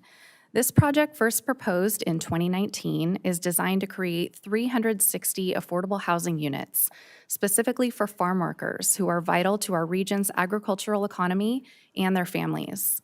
The project is located in the unincorporated area of Ventura County and was permitted by the County of Ventura. The development went through a thorough and transparent permitting process. It began with the required applications for site development. A full environmental impact report was prepared. Public input was gathered through a scoping meeting early in the EIR process, and the EIR was released for public review and comment in 2020. The Ventura County Planning Commission heard the item in January 2021. And in February 2021, the Ventura County Board of Supervisors unanimously approved the project, certified the EIR, and granted the necessary permits. Throughout the permitting process, the county kept the city in close communication. In turn, the city was able to review and comment on the proposed project and also keep our community informed through a trending topics webpage and push notifications. However, since the board approved the project in February 2021, there have been significant gaps in communication with the city. We believe that the county was expecting the developer to communicate with the city as outlined in the conditions of approval. Unfortunately, that has not been the case. Several aspects of the project happened without the city's awareness. 2 administrative permit adjustments were processed that the city was not privy to at the time. These adjusted timing of some conditions and phasing of the project. An agreement was made between the developer and adjacent landowner, resulting in a gate on the northern access road, and monument signs were installed on the southern access near the city's desalter without city involvement. There are conditions of approval on this project that required the developer to coordinate with the city and with other entities, including VCTC and Caltrans. To date, the developer has not coordinated with the city on these items, and we are still unclear about communication with these other entities. And the main conditions that we are concerned with relate to not only the general safety and welfare of the community at large, but more specifically to the safety and well-being of the farm workers and their families who reside at this housing complex. Specifically, our concerns are with access roads to the site, the location of a bus stop, and a direct pedestrian pathway to provide a safe route to school. And with that, I'd like to turn it back over to Public Works Director Dave Klotzel to share more details on these items as they relate to the item before you at this time. Thank you. Great, thank you, Michelle. So wanted to provide some additional information, and starting out with an overview here as shown of the location, the site, the Somas Ranch Apartments project shown there, the top middle of the screen. And directly to the west is Rancho Campana High School. The city's desalter facility is directly to the south, and all of this located along Somas Road, just north of the Upland Road and Las Posas intersection. As was mentioned, the project went through review process, and requirements included 2 points of direct access to the project, and we've labeled them here just for simplicity: the northern access and then the southern access. The southern access driveway, and then combines down at the connection to Somas Road, is what we're calling the common driveway, which is the driveway entrance that was constructed by the city when the desalter was constructed. So that's a shared access driveway between desalter access and the housing project. The review of the project as it was going through the entitlement process included city review and comment on the process, including the EIR. One of our specific comments early on was that northern access should be the primary access point for this project. And for large reason, because it's the southern access driveway being shared with the desalter, and initial concerns of that shared access with potential conflicts there. The access, both accesses require easements from the underlying property owners. The city also has an existing access easement for the desalter driveway. And then AmCal obtained a similar type of access for that southern, or a similar type of easement, sorry, for that southern access. On the northern access, required easements from 2 property owners there.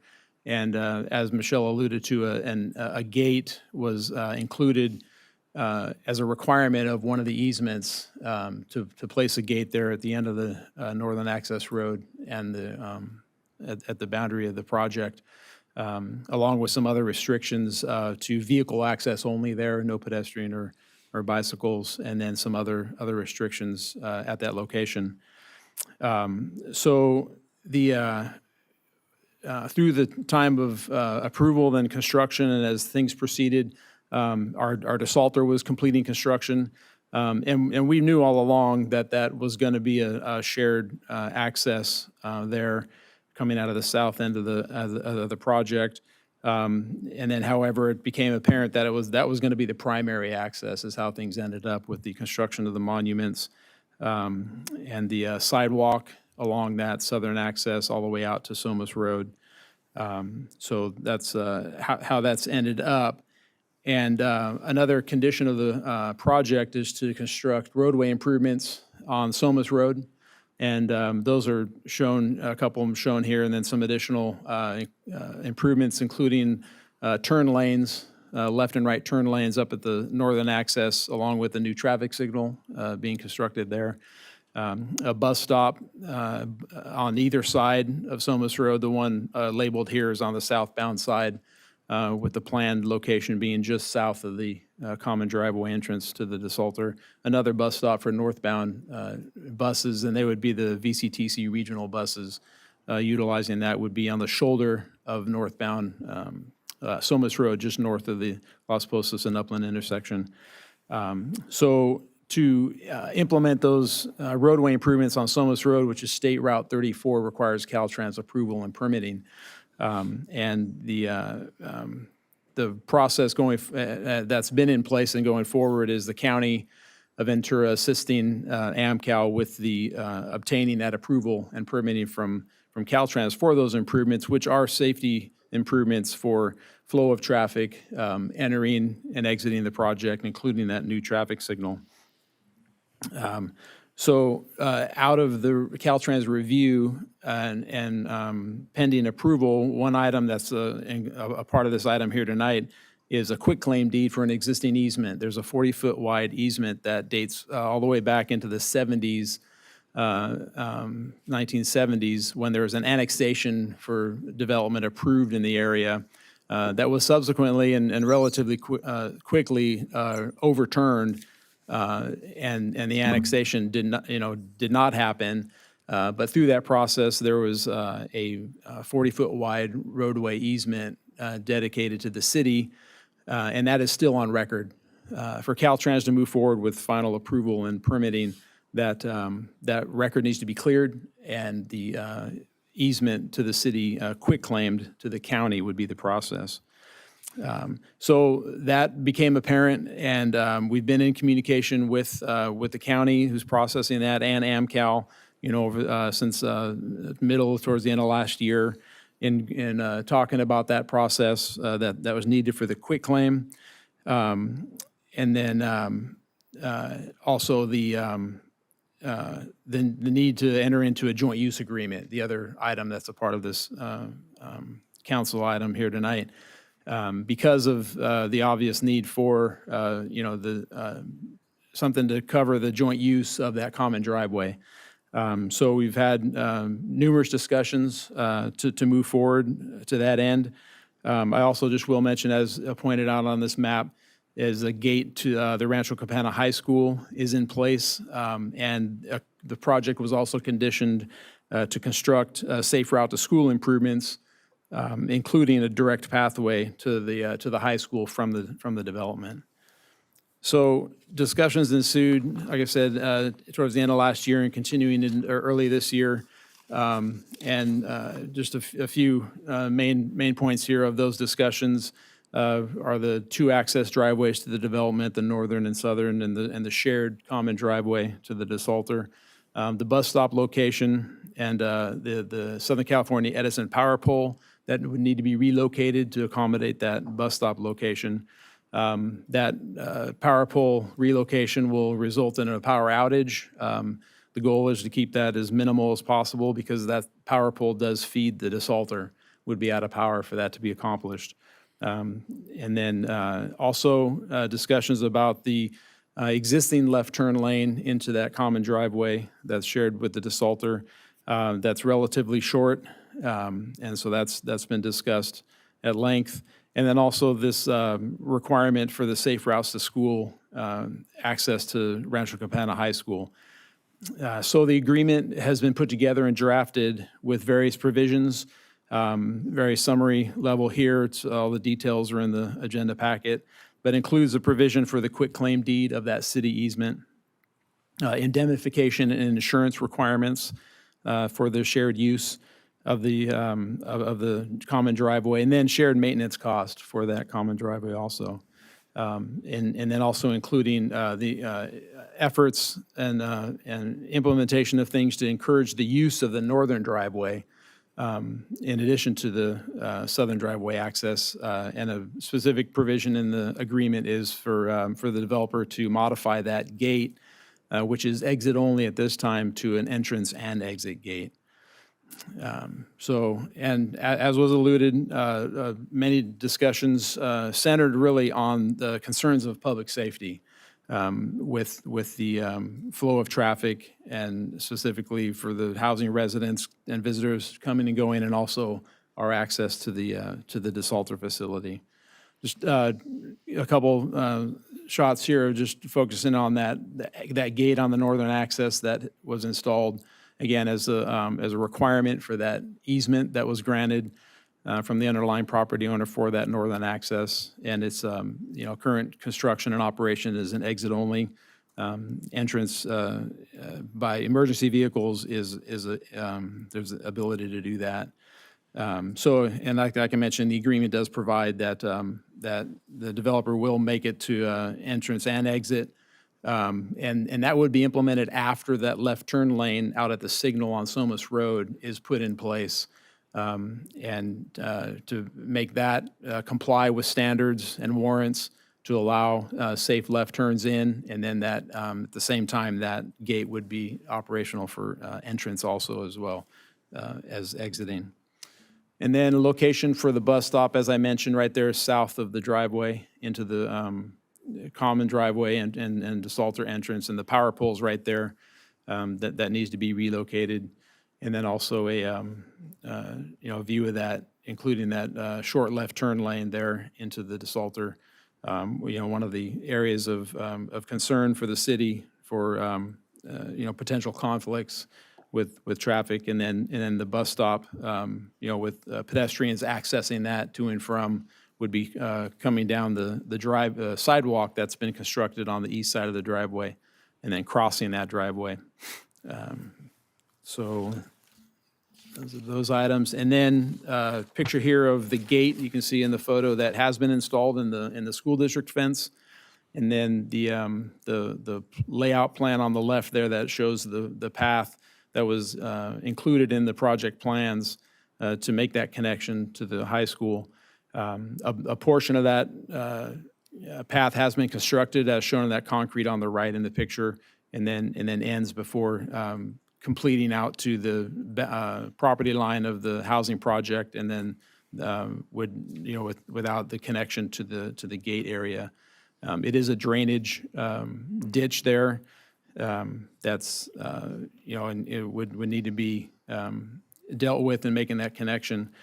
So we do understand and continued efforts to have communication with all parties, the county, the developer, Oxnard Union High School District, and we do understand that the district does desire this connection, but at this time there is really no clear path forward laid out to complete that, and largely because of the required continuation of the path onto the school property up to the school buildings. All needing to be ADA compliant accessibility. So those are a few of the main points of the discussions that we've had and going forward, and items that are in play.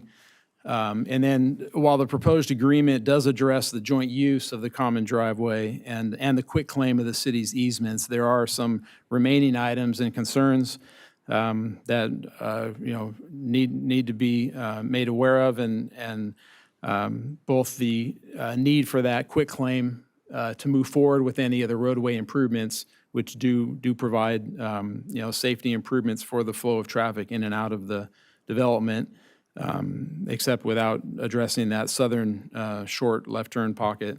And then also just overall, compliance with the EIR requirement of the 2 direct access driveways. And then that condition 34, where the requirement is to provide that direct access from the project to the high school, is that satisfy that condition? And then again, continued concerns about the adequacy of the left turn lanes. The combination length of both left turn lanes is what's being said that would be adequate for the development. However, that shorter left turn lane at the primary entrance is what it is and is going to remain. And then also the bus stop location, and then with the pedestrian safety concerns at that common driveway.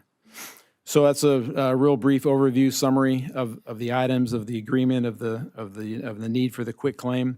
So it concludes our presentation.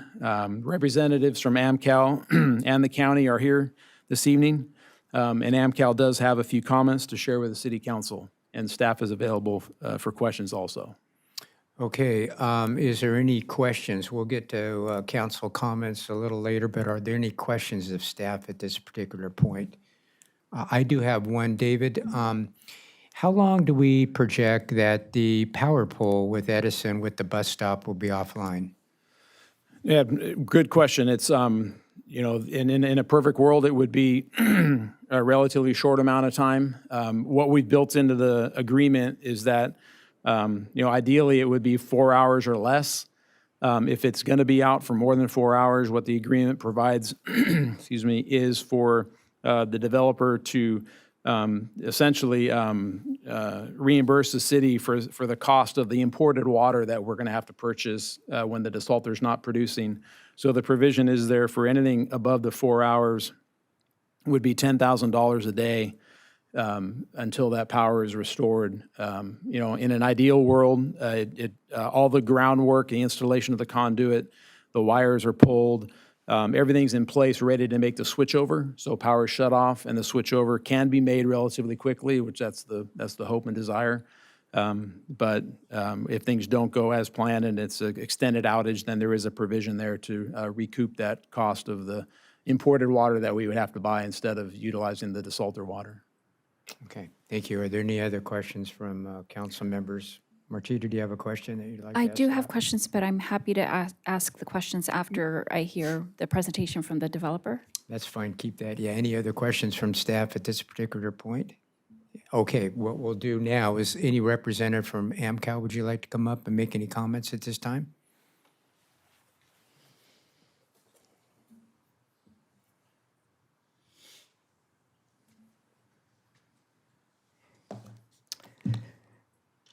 Good evening, Mary, Kitty, and members of the City Council.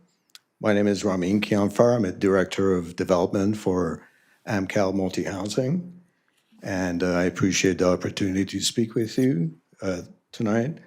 On behalf of AmCal, we are eager to commence the planned improvements on Somas Road, which are designed and will enhance the desired safety measures for the benefit of the city and county residents, including the 360 low-income farm worker housing households in our brand new community.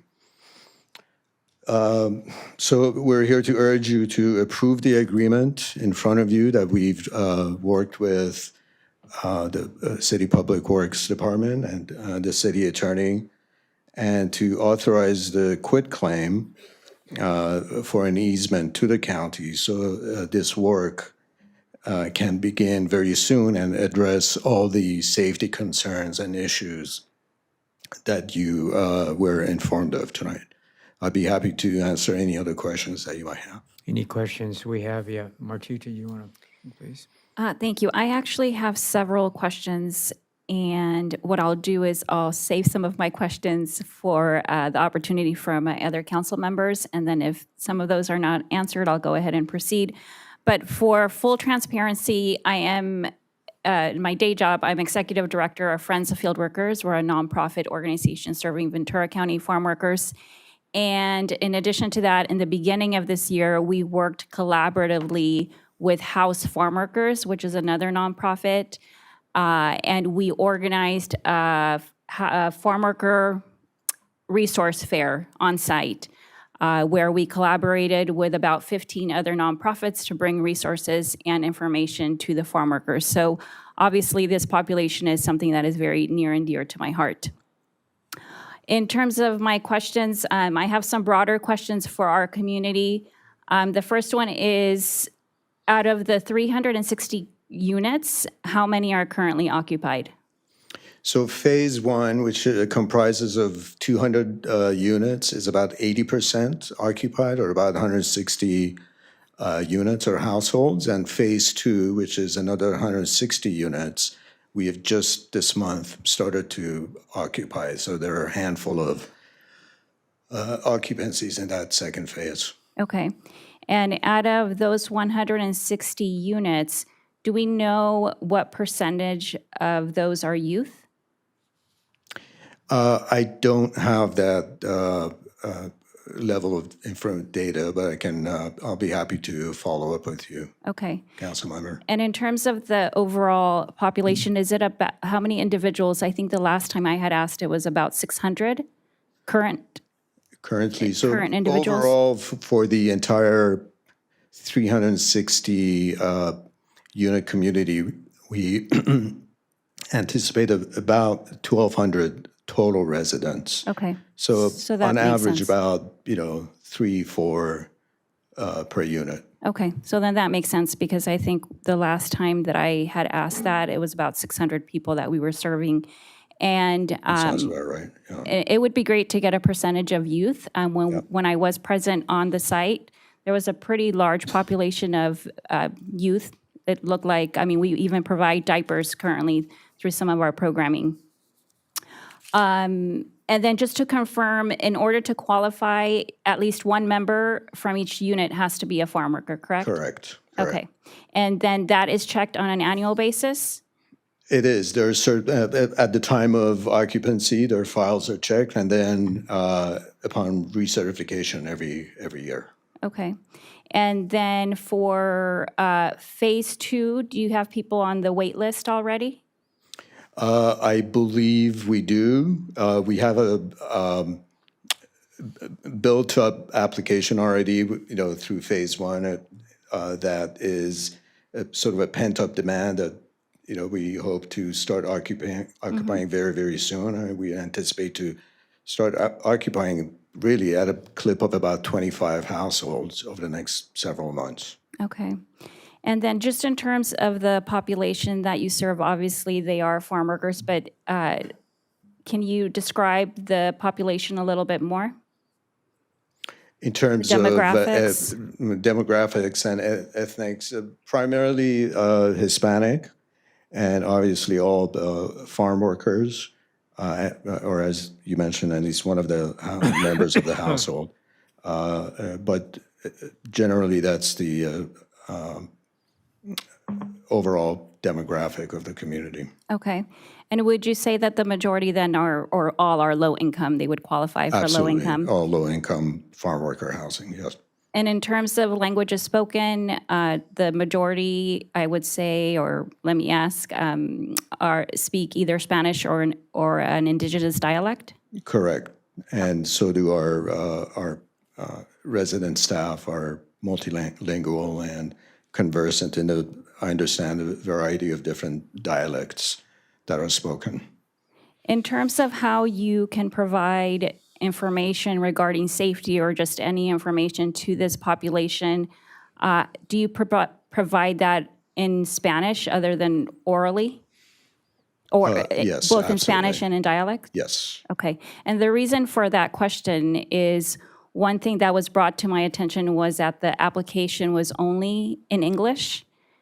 And it had to, I think House Farm Workers had been requesting that the application be in Spanish, and they had to take it upon themselves to pay as a nonprofit to get this this translated. But I think a broader question that I had was, how do you go about reaching out to this population to ensure that any information that either comes from the city or from other resources, that they are able to receive that in the appropriate language? So I believe that announcements and safety measures and the like that are distributed and disseminated throughout the county are provided in at least 2 languages. But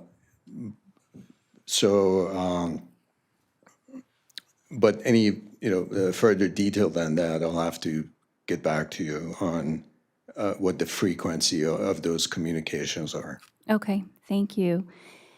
And then I actually had a question, I had several questions regarding the gate that is adjacent to Rancho Campana. So in addition to that connection to Rancho Campana, have you personally been to that? I have been, yes. Okay. So in addition to that connection, there's also the child development resources at the Rancho Head Start, which is adjacent. Were you aware of that? I was made aware of it recently. Okay. And were you also aware that there are children, preschoolers, who live in the complex who go to that Head Start program? I was not aware of that, no. Okay. And then were you also aware that there is the Camarillo Library adjacent to that? Yes. Okay. What about the Camarillo Healthcare District and the hospital? Were you aware that that was also a direct access Personally, through that? I'm not, but I'm sure members of our team have been aware and involved, particularly our asset management team. My role as a director of development for AmCal is to help design and entitle and develop the project. And currently, the project is in the hands of our asset management group, who manages the property management company and deals with the residents on a day-to-day basis. They're not here tonight, but I can assure you that they're aware of these services in the community. Well, it's just so the community is aware as well. It's direct access to St. John's Hospital, the Camarillo Police Department, additional public and private schools, and also nearby churches. The other question that I have is, have you reached out to staff from Oxnard Unified High School District to hear about their concerns that they have regarding safety and access regarding that? I mean, if we can go to the photo, it's that fence or that gate. Yeah, my group, my department recently has reached out to the principal of the high school, and Mr. Brian Martinez, I believe. He did not express any concerns to me at that time, but our plan is to reach out again and help develop a program to transport the kids from our community who will in the future attend this high school to be picked up by a bus and taken directly to the high school. Currently, there are no residents, high school, who are of high school age that attend that high school, according to the principal. And what is the plan to provide access to the residents there to the other facilities that I mentioned, which include the Head Start and the library and everything else? I would have to speak with our asset management group to see if there are any active programs to transport the households, the residents, to these programs. As far as I'm aware, I'm not aware of any direct programs to take those residents over to these services. Okay. I received an email from a community member, a long-term Camarillo community member, who is also an Oxnard Unified High School District staff. And she, in quotes, indicated, "I and other school staff have been concerned about the children and their families who must walk far out their way via a 2-lane highway to access not just the high school campus, but other key locations." And you're aware that you have not reached out necessarily to other OUHSD staff to hear about these concerns? We haven't reached out to the district staff, but as I mentioned, the high school next door currently doesn't provide no students at our community are currently enrolled at the high school next door. But there are students that walk actually over to the high school next door and catch the bus over there. So what we plan to do is reach out to the district and to the principal to see if buses could be rerouted to our community, just like the elementary and middle school buses that are currently picking up students at our community and taking them to their respective middle school and elementary schools to provide the same service for high school students to alleviate the problem they just alluded to. And just given the probability of you being half built and the project being fairly new, I think the probability that you will probably have students who attend Rancho Campana may be there. But I will move on to my next question. There was an email that was sent to me. This was from a community member also, but the email was from Richard Urias, who is Assistant Superintendent from Business Services. And it reads, "I went out to visit the farm worker housing path that leads to the Rancho Campana parking gate. I have also spoken with the builder's representative from ANCAL. The partial path that currently exists is what was shown in the architecture plans approved by the city and county. The builder does not currently plan to do additional path work due to costs. The path requires ADA access, so the builder would have to build in a bridge over the gully, which appears to be cost prohibitive. Without that, the gate will never be an option for students to access Rancho Campana High School." What is the cost that you were appropriating, or that you were? Well, let me just say that that statement is not accurate. AMCAL is ready, has been willing, and is willing and able and ready to complete that connection. I'm surprised to hear Mr. Urias make the statement, because he provided a letter, a signed letter, that indicates that the high school at the time currently does not have the resources nor the means to provide a direct ADA accessible path within their own property to connect to the fence where we've installed the gate. So once the high school is ready and has the resources to make those improvements, AMCAL remains committed to go through with this original commitment of connecting the paths, but it's got to be a point to point from our community all the way into within their high school. So you're saying that comment that it would be cost prohibitive for you is incorrect? Absolutely. I mean, I don't even believe right now we have accurate cost estimates on it, but I can't imagine that it would be significant. And we're willing to complete those improvements when the high school has the resources to make their own improvements on their own site. So you're only willing to do the improvements on your side and not cover the high school's area? No, that's not what I'm saying. I mean, I don't think the details have been worked out, but we will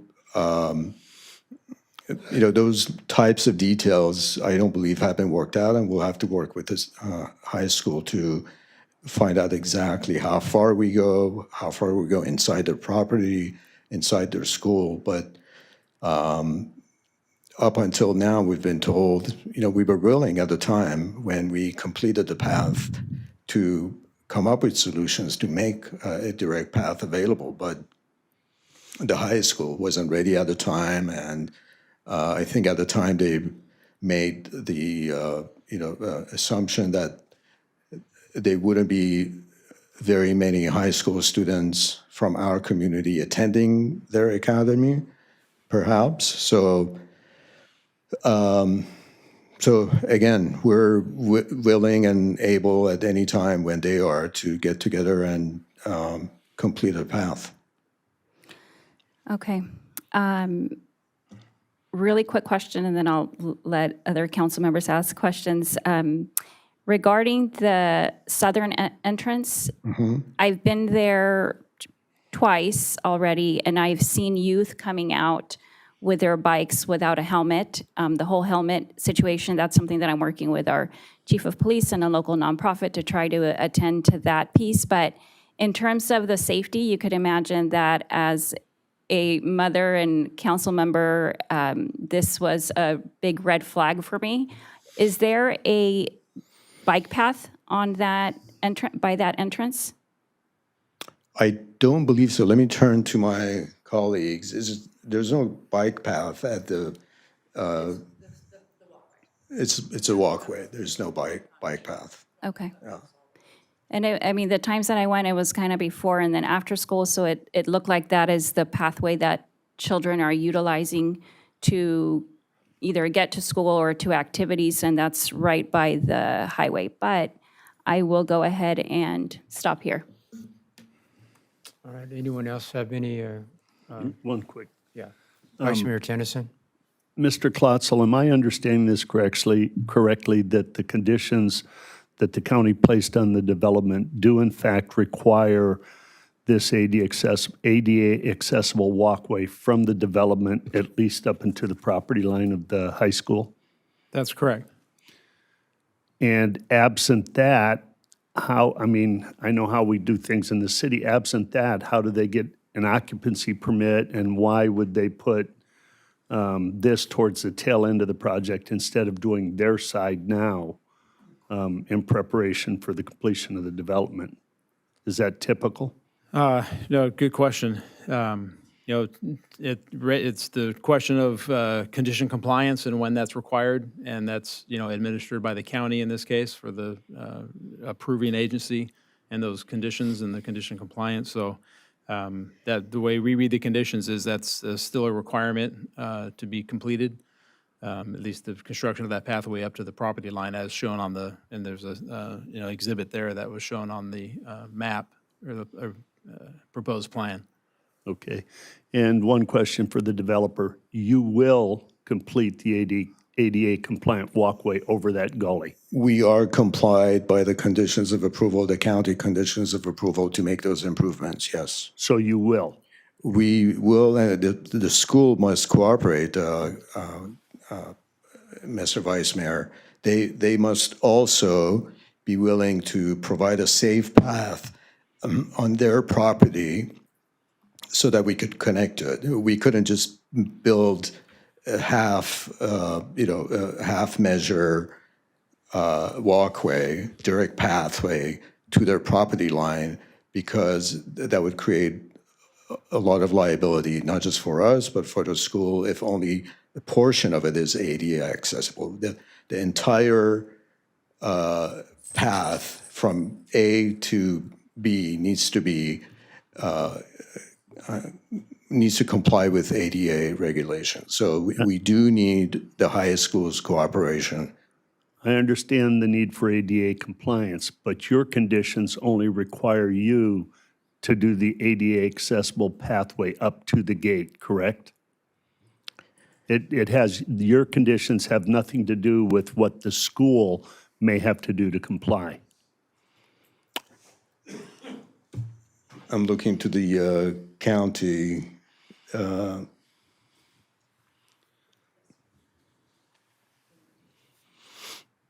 Would you like to come forward, please?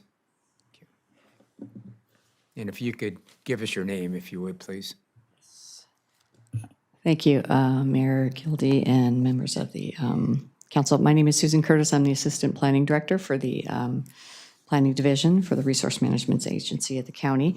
There is a condition applied to this permit, condition number 34, and in that condition are wrapped up the roadway improvements. There's 4 distinct areas of roadway improvements that are required to be completed and are the subject of this one particular construction of all necessary safe route to school improvements from the site to the destination schools determined by the Pleasant Valley School District zones, including a direct path to the adjacent Rancho Campana High School, which is proposed on the conceptual plans.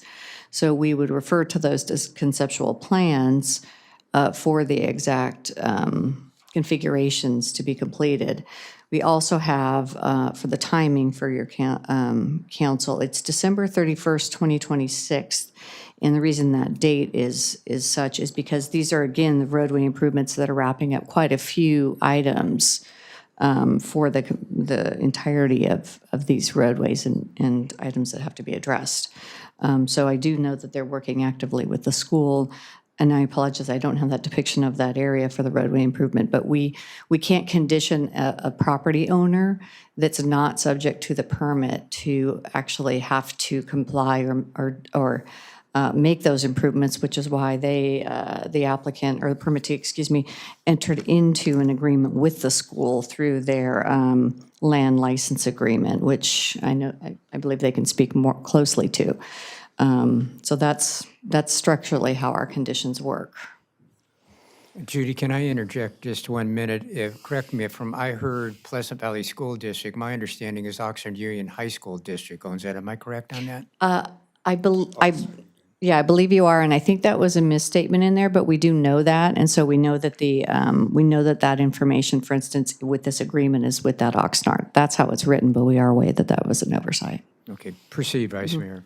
I guess my concern is I want to make sure, even though this is a development in the county and the city wasn't really a part of it, it's going to be residents that come into the city. It's going to be residents that use city resources and city facilities. I want to make sure the developer, I don't care about Oxnard High School right now because we can always have meetings with OUHSD in the future so that they can comply on their side. I want to see the developer complete that ADA compliant bridge or walkway over the gully, and then they can keep the gate locked until OUHSD can make the improvements on their side. So to try and tie in what the developer's doing and we can't do anything until the school district does, I don't buy that. So a couple of things.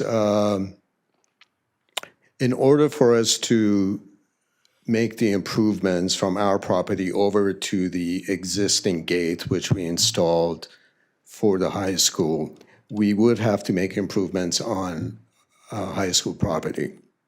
So if that were the case, we will need the high school's cooperation and authorization to enter their property, essentially, to make that connection. Secondly, the gate is controlled through an agreement with the high school. The gate is controlled and they have the key to the gate. AmCal does not.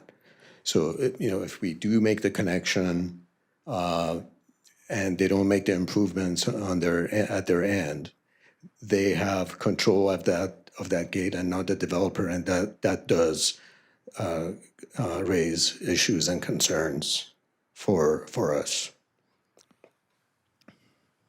Anything else? Any other questions of the developer? Mr. Tremblay, do you have any questions? I've got a lot of questions. Thank you, Mr. Mayor. And my questions will be directed to Mr. Klotzel principally, but some may come to you, sir. Since February 2021, since the Board of Supervisors' approval of the project, have there been any significant or substantive communications from AmCal to city staff concerning this project?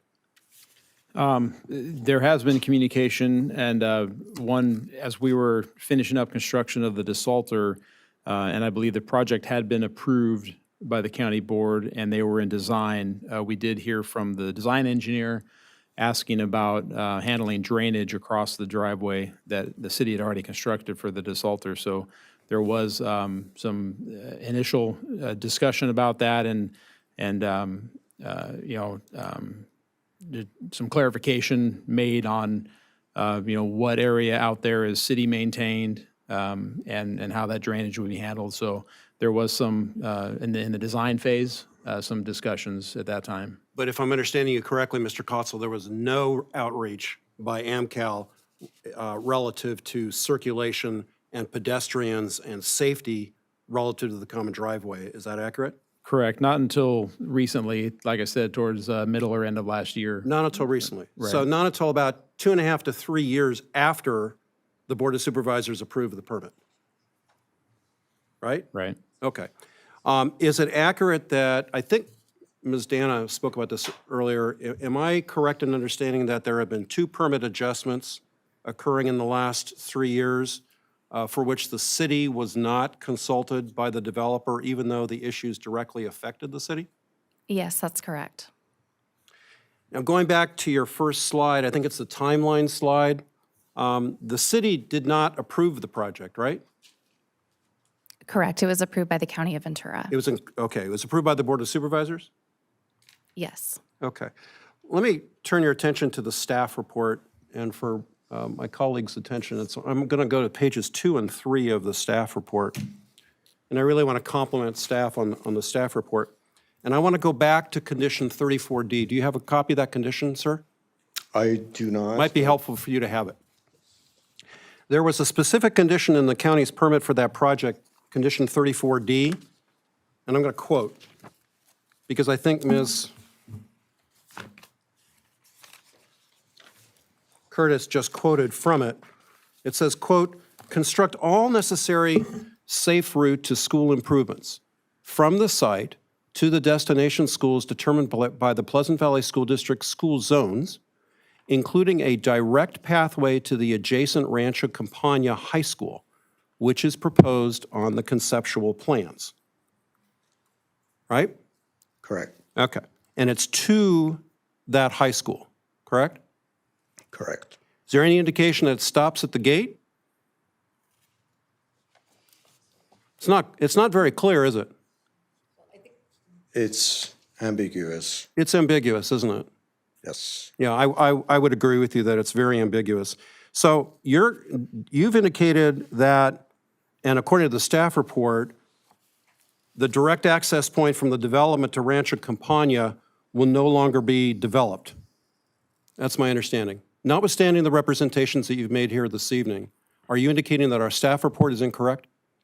So, Council Member, I direct your attention to essentially the first sentence of that section, which says, "Construct all necessary safe route to school improvements from the site to the destination schools determined by the Pleasant Valley School District." Well, let me So that direct your attention to implies- the second paragraph of page 2 of 4 of the staff report, and I quote, "AmCal has also indicated that a direct access point from the development to Rancho Campagna will no longer be developed, placing more pedestrians on the common driveway." Are you telling me that that's incorrect? That's incorrect, yes. As I'm I puzzled mentioned, why there's this real lack of communication between AmCal on the one hand and city on the other.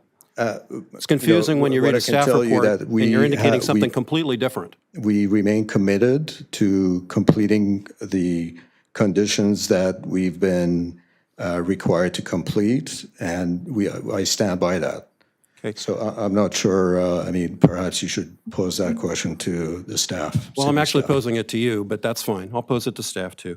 Mr. Klotzel, the city uses the driveway to support its operations at the desalter, right?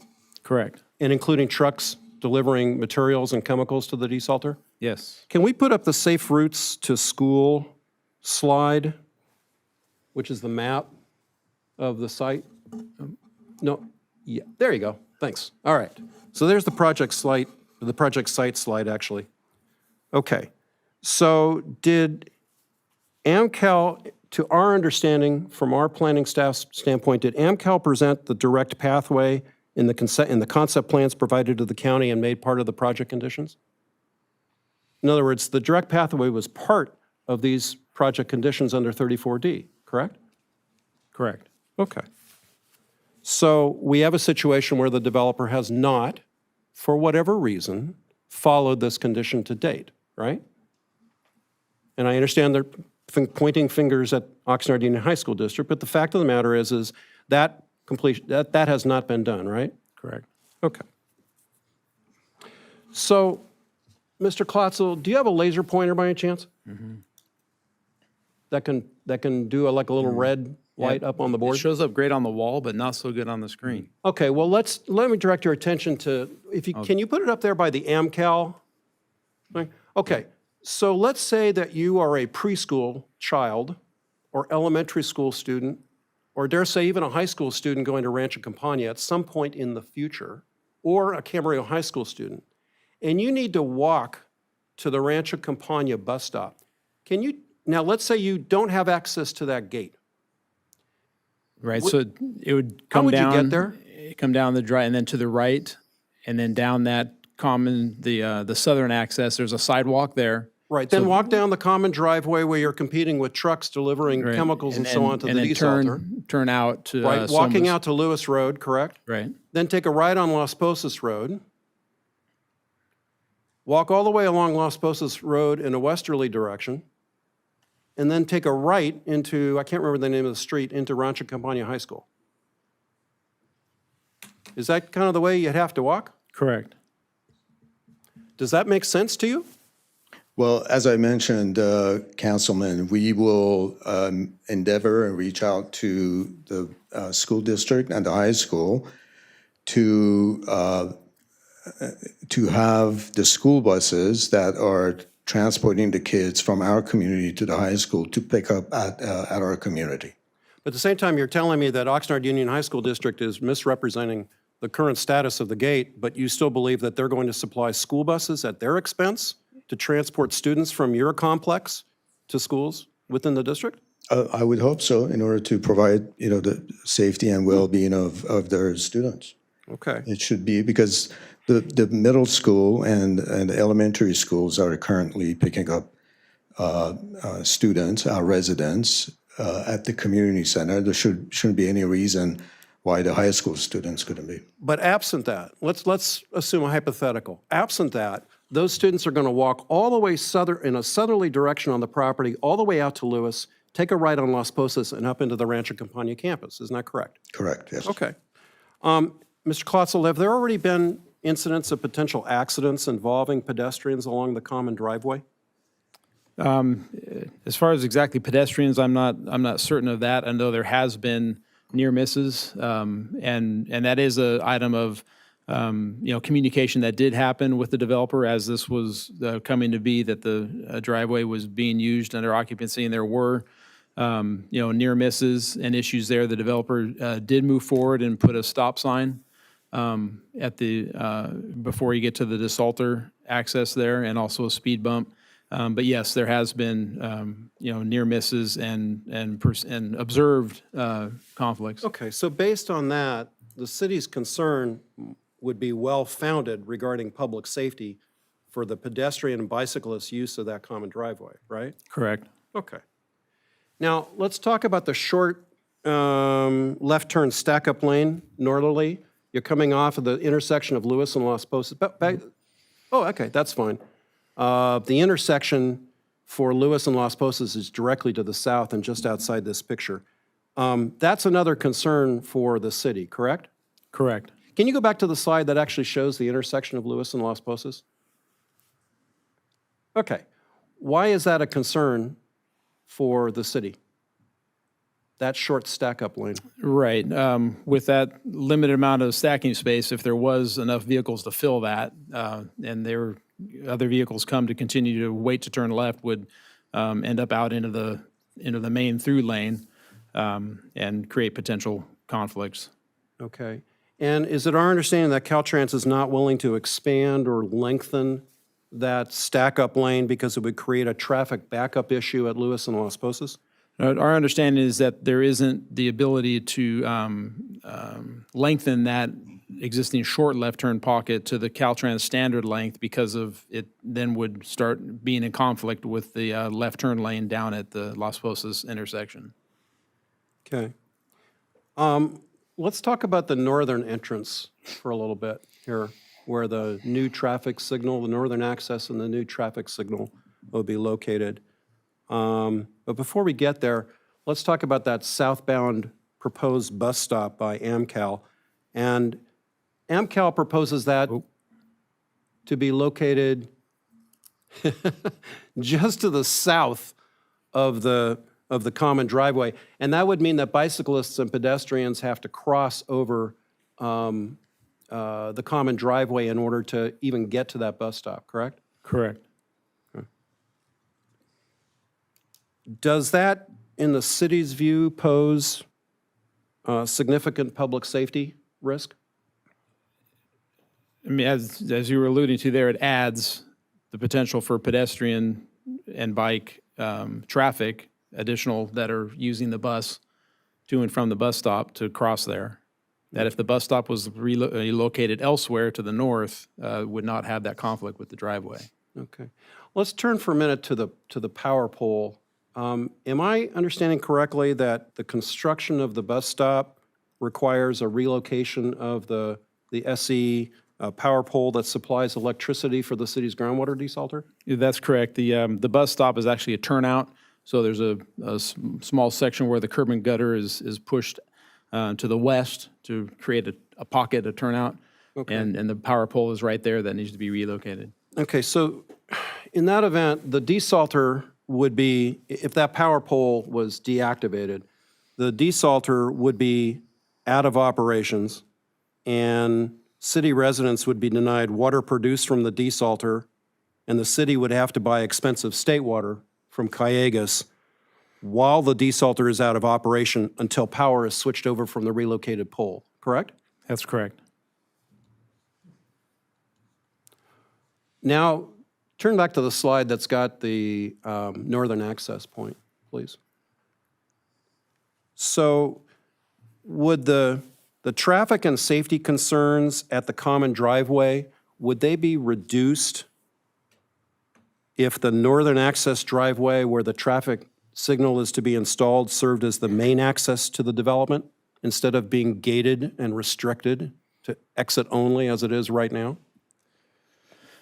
Yeah, I mean, it would seem that if there was free and clear ungated access on the northern into the center of the development, that additional trips would use that location as opposed to the southern access. Exact numbers of what that difference would be is hard to assess. So the developer has constructed, again, just to confirm, the developer as of right now has developed the northern point as a gated exit only egress out of the development, right? That's correct. Okay. And so by doing so, isn't it in effect the developer is pushing people, the pedestrians and traffic, out to the south, out of the common driveway, and placing that burden on the city? That is the primary access point, yes. Well, wouldn't it make far more sense from the city standpoint, from a public safety standpoint, if the northern entrance to the development would be the primary ungated access? Yes. Okay. So let's go now again to the staff report on page 3. And there are 5 outstanding items that city staff are, according to this, that city staff are still attempting to verify with the county and AmCal. Number 1, how the 2 points of direct access will be utilized for the project. Number 2, has the CEQA document and conditions of approval been complied with relating to the above access concerns? Number 3, traffic and safety measures for the left turn pocket from Lewis Road into the property. Number 4, location of the bus stop. Number 5, providing direct access. This is the direct pathway discussion to Rancho Campana High School from the project. At the time this staff report was written until now, is it still the case as we sit here tonight, Mr. Klotzel, that we have no clarity, the city has no clarity from AmCal as to any of these 5 points?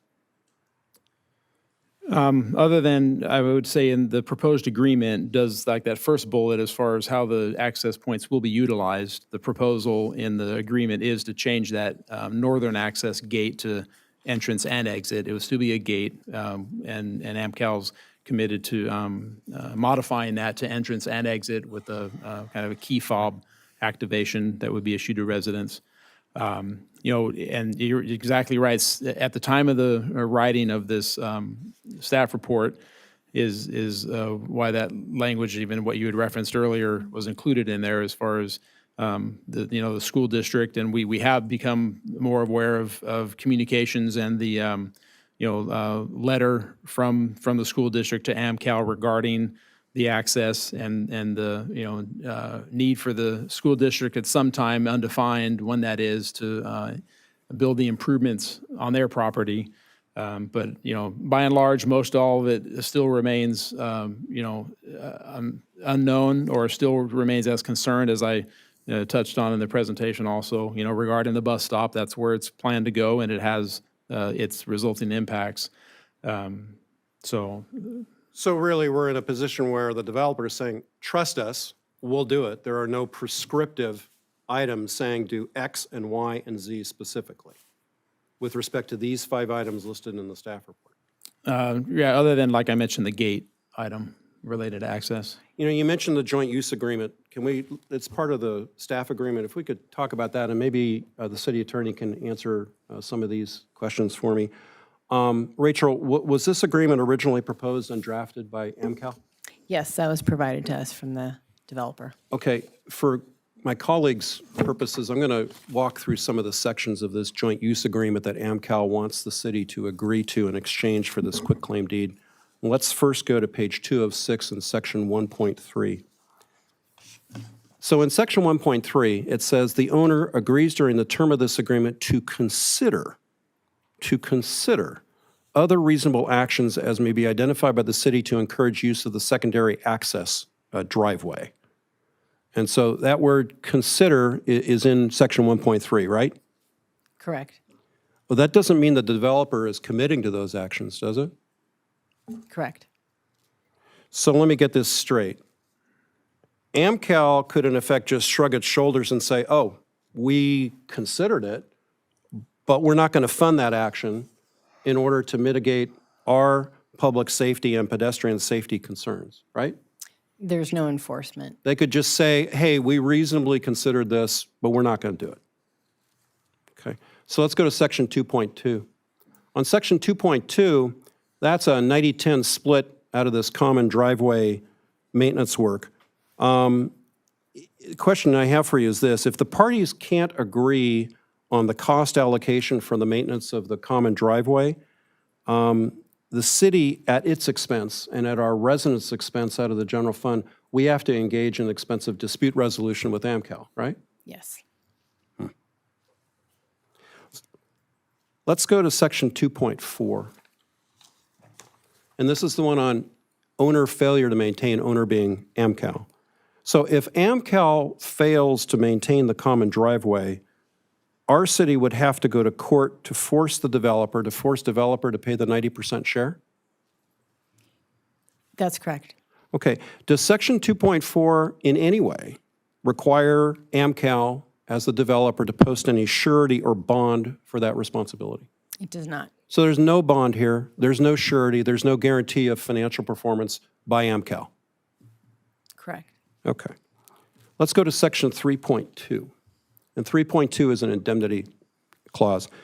And am I correct in reading the first paragraph of 3.2 to say that if the incident occurs between the defined users, then the owner must indemnify the city? Right. So if both of our users are involved, that's going to fall on the owner to indemnify. I fully support that clause. But then let's go to 3.3b. 3.3b says that for the owner, it says pedestrians, including those walking to and from the bus stops located on Summits Road, individuals in any mode of transportation that are using the common driveway related to the housing development or related activities. So that doesn't specifically name residents, does it? No, just pedestrians more Doesn't broadly. specifically name guests, does it? No, Doesn't specifically name invitees, does it? no. Okay, so it's an indemnity clause that is incomplete with respect to that language, at least in my view. But now let me ask you a question. Section 4 on insurance. There's a general liability limit here of $2 million. In our view, is that high enough from a risk standpoint? We did talk with our insurance authority, and they thought that was reasonable, but this is a high-risk, area, so, I mean, additional amounts would not be inappropriate. So where you have a situation where you've got literally dozens of people from this project walking down the common driveway, and in other words, a disproportionate, and we may have a couple of trucks going in and workers going in from time to time on a more periodic basis, but you've got a very highly disproportionate number of residents and invitees and guests, et cetera, even though the agreement's not specific, and I think it needs to be much more specific, utilizing the common driveway. The $2 million limit applies to the owner, right? If I'm reading the contract, the proposed contract correctly? That's correct. Well, my view is it should be much higher limits for AmCal because of the disproportionate number of people using the driveway. Let's go to Section 5 and AmCal's reimbursement of the city for the power pole relocation. So when that happens, the city has to close the desalter, and it forces the city and it forces our residents to pay for more expensive state water. Right, Mr. Klotzel? Correct. Okay. Now, as I read the language, the developer doesn't pay anything to the city for the first 4 hours of loss of use of the desalter, does it? Correct. And after 4 hours loss of use, AmCal is promising to pay the city $10,000 a day as an offset. Am I reading that language correctly, Rachel? Correct. Dave? Okay. So there is no provision in this agreement that requires AmCal to provide a bond, a surety bond to the city or to escrow funds in the event of this occurrence, is there?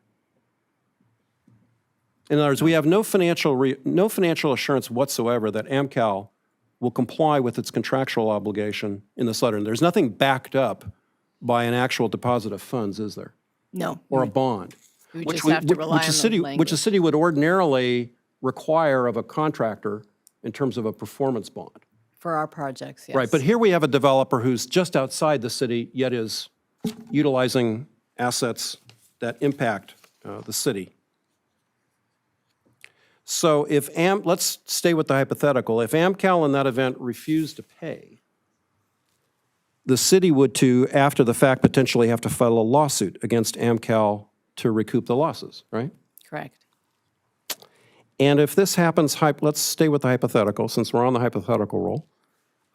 If this happens hypothetically during a strong Santa Ana wind event or a seismic issue in which state water is not available and the desalter is out of operation and the city could not, for whatever reason, get that replacement water, then the city and its residents don't have that water from the desalter, right?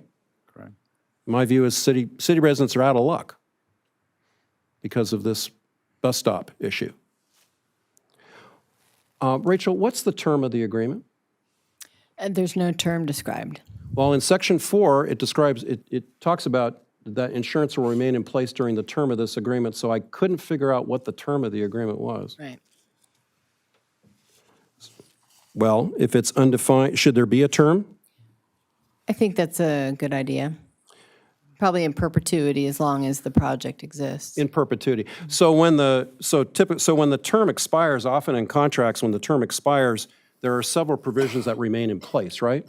The indemnity, insurance, things And like that. that's commonplace, right? When you have an agreement that expires, that insurance and indemnity would remain in place, right? And none of that is in this in this proposed joint use agreement. No. Okay, all right. Thank you, Mr. Mayor. That concludes my questions for now. Okay, thank you. Any other questions? of this. Would you like to respond to any of these? I this will particular point? respond to a couple with all respect. The location of the bus stop was not something that was dictated or mandated by AmCal, the developer. It was something that was collaboratively identified by Ventura County Transportation Committee, Caltrans, and the county. As far as the short turn into the primary access, the entire point of what we were talking about tonight, and that's why I'm urging you to approve the agreement and the quit claim, is to address all these concerns that you have. The sooner the secondary access council member is made available or the traffic signal is installed there, we're able to open up the gate to our residents through a secured access entry point. And we believe the pressure on the primary access will be significantly reduced because a great number of our residents actually live closer up north and near the secondary access than they do to the primary. So we believe the sooner these improvements are made, the safer the community will be, and the safer the conditions on Somas Road will be. So those are the two comments I wanted to make. Mr. Mayor, I have a question for Mr. Kianfar. Mr. Kianfar, you talked about the location of the bus stop, and you talked about the parties who were involved in planning the location of that bus stop. You didn't mention the city of Camarillo, did you? Was the city involved in any way? You said the county was involved, VCTC and Caltrans. Was the city involved? Not to my knowledge, no. Not to your knowledge? Yes. So the city didn't play any part in that proposed location of the bus stop? Correct. Thank you. Any other questions? I have a, One moment. I'm just Yeah, going to please. respond to some Yeah. of these things right now. if you could state your name, I'd appreciate it. Yes, Thank you. Maureen Burford, I'm the Director of Construction. I've overseen this project kind of from the beginning, although I was not in the forward planning back in 2020. So there's a few things I just want to comment on so that everybody is aware. First of all, first and foremost, I don't think anybody has held the safety of this project in higher priority than AmCal. We are fully aware of our obligation to provide safe access, vehicle and pedestrians. We've put almost $200 million into this project, and we are not going to allow our residents to access the project, walk, ride their bikes, without providing a safety net. So you have our firm commitment that that's our top priority, which is why we are pushing to allow us to get started on these road improvements, because they do address the majority of what you're talking about. In regards to the direct path, the actual site plan that was approved with the conditions of approval actually show the path as we've delivered it. The intent at the time was to take it to the property line. The concern, and all of this can be worked out, none of these are hard and fast facts. We're construction, and I come from a perspective of they seem a lot less arduous to me than they do to you. So I want to make sure you're aware that we are fully capable and willing to provide a path to that high school. There was no knowledge on our part at all that that was going to be a path. And if I understand it, Dr. Martinez, you're saying that that path that we've talked about to the high school was also, and I don't know if I understood it right, was also going to be utilized to for residents at our project to access all those other facilities that you mentioned? Did I understand that, or did I misinterpret that? Yes, especially the preschool, which is adjacent. It's on that property. Okay, so that's great. That's a great use of that direct path. That was certainly nothing that was ever with our knowledge. Our knowledge was that specifically for kids that might be enrolled in the high school, which with a lottery and allowing 200 kids or whatever was going to be a small priority. Not to mention that we would still build a path, but that was not our idea. If we understood that that was going to be the use or the intended use or your preferred use for that path, we would have designed it differently. Our concern about extending that path now is that there is definite exposure for both AmCal and the school to build a path, which if we did it as accessible with the minimum slope, you can't exceed 5%, I mean, all that stuff, that path would actually be above grade. It would actually be like this far above the current grade level of the school. There has to be a design coordination so that if we're building a path and directing our residents to take that path, especially not just kids, to the high school, and they're intending to use that path to access other others, we have to ensure that the rest of that path meets compliance. That's all we're saying. Now, we can work out details with the high school, how to get that designed and how to implement that.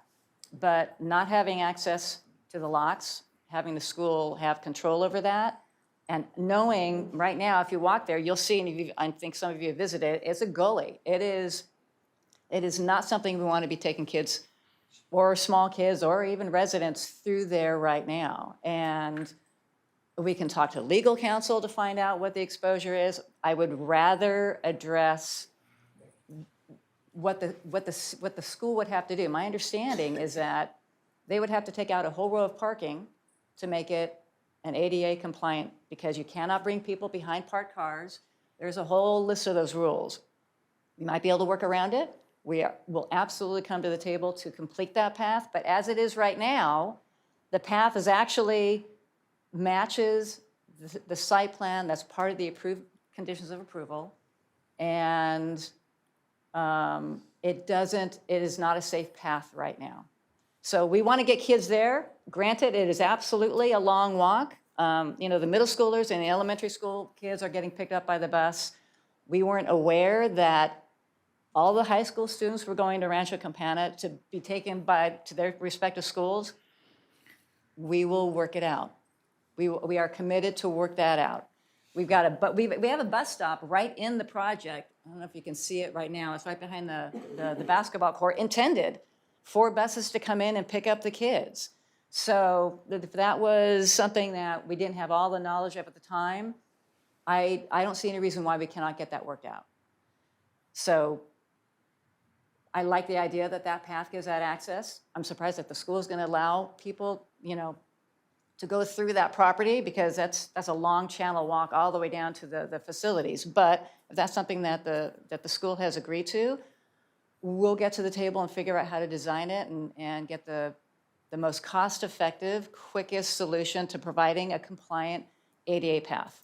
But we just can't build a path and stop it at the gate. There's just too much exposure there for everybody. But we absolutely, let's get together and talk about that. The north access, that, we have approved traffic studies. Everything that we've done on this project, and we've been very diligent, has been by the book, per project. All the conditions of approval, with the exception of the traffic signal and the road widening, have been complete and signed off. We have traffic studies that called out what was warranted and what was not warranted. We have a recent traffic study letter from our traffic engineer stating that the entire project occupied could still be served by the current conditions of the road.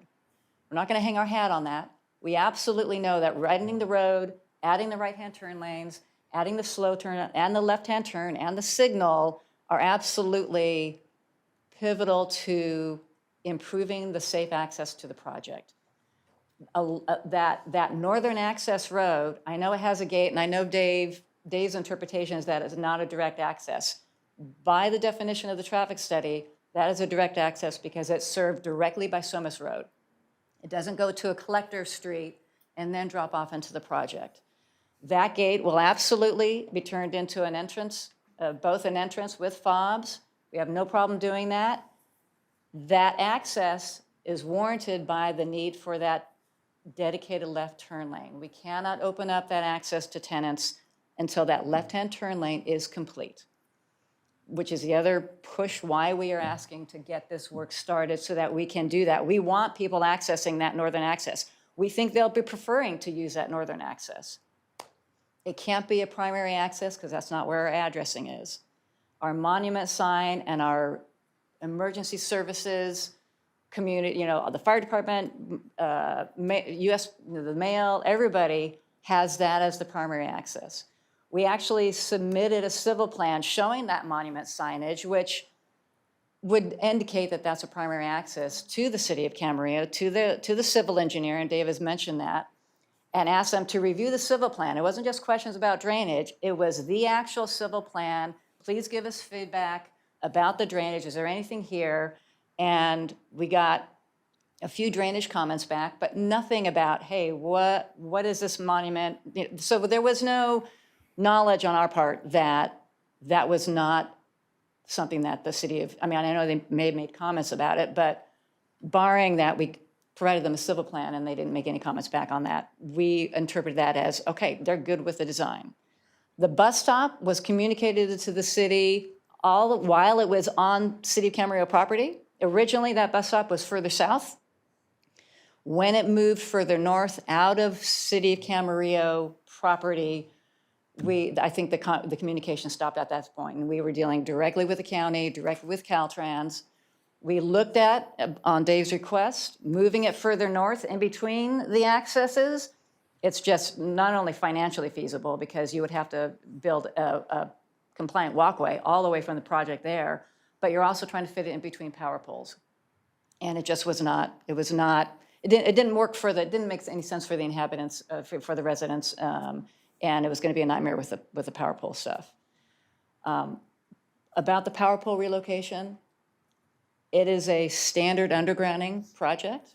I've had projects where I've had to underground literally entire square city blocks of poles down to underground. It's a really basic, I know there's concern about power being shut off down there, but builders do this all over the place. I mean, we're all, right now, because of fires especially, every jurisdiction is requiring developers to underground overhead lines, and it's a common practice. We do it all the time. We will minimize the amount of downtime to that desalter plant more than any other builder. We're aware of it. As Dave mentioned, all of that infrastructure work will be in place, and it's just going to be SCE's crews coming in, and we don't have control over them. They could take longer than we don't have any control over that. We've put that in there, but they're pretty good at what they do, and it'll be prepped for them to come in, pull, energize the transformer, and relocate the pole.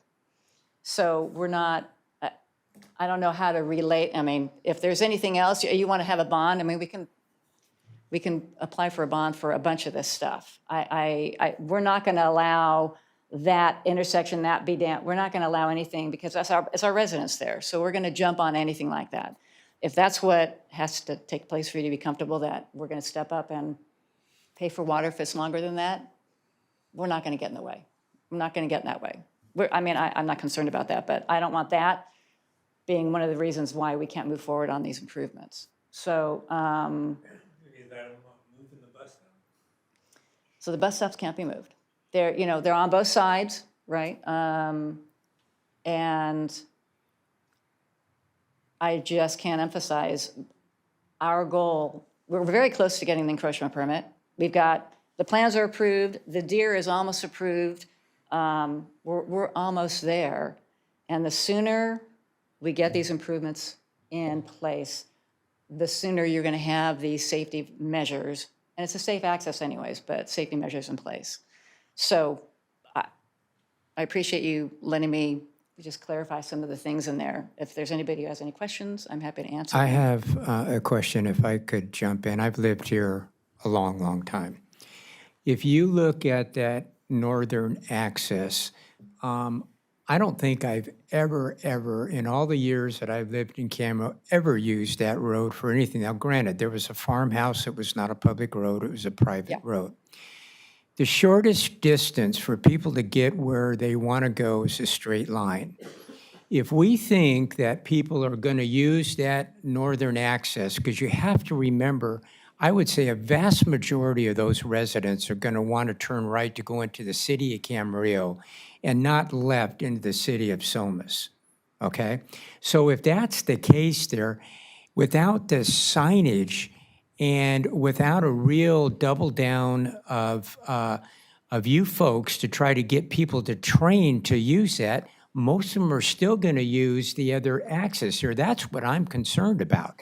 So if we don't get a concurrence from you that a lot of the people are going to be using that northern access, we're in a real pickle here. I do think there's going to be quite a few of the residents, at least half of them, that will be using that access. So we have signage, right? Bell Ranch Road on the mast arm of the traffic signal. That'll be very, very apparent directing that. We certainly are going to have everybody in our leasing office, our whole community team, advertising that access for the phase 2. Basically, it's phase 2 that's really served. Anybody who lives in that whole last 160 unit part of the project is gonna wanna take that, because otherwise they're going through a project that has speed bumps and turns and speed bumps and going all the way around. And it's an easier left-hand turn, no matter what. I mean, it is an easier left-hand turn with that signal. They're gonna have a dedicated left-hand turn lane, and they're gonna have a green arrow. So I think hands down,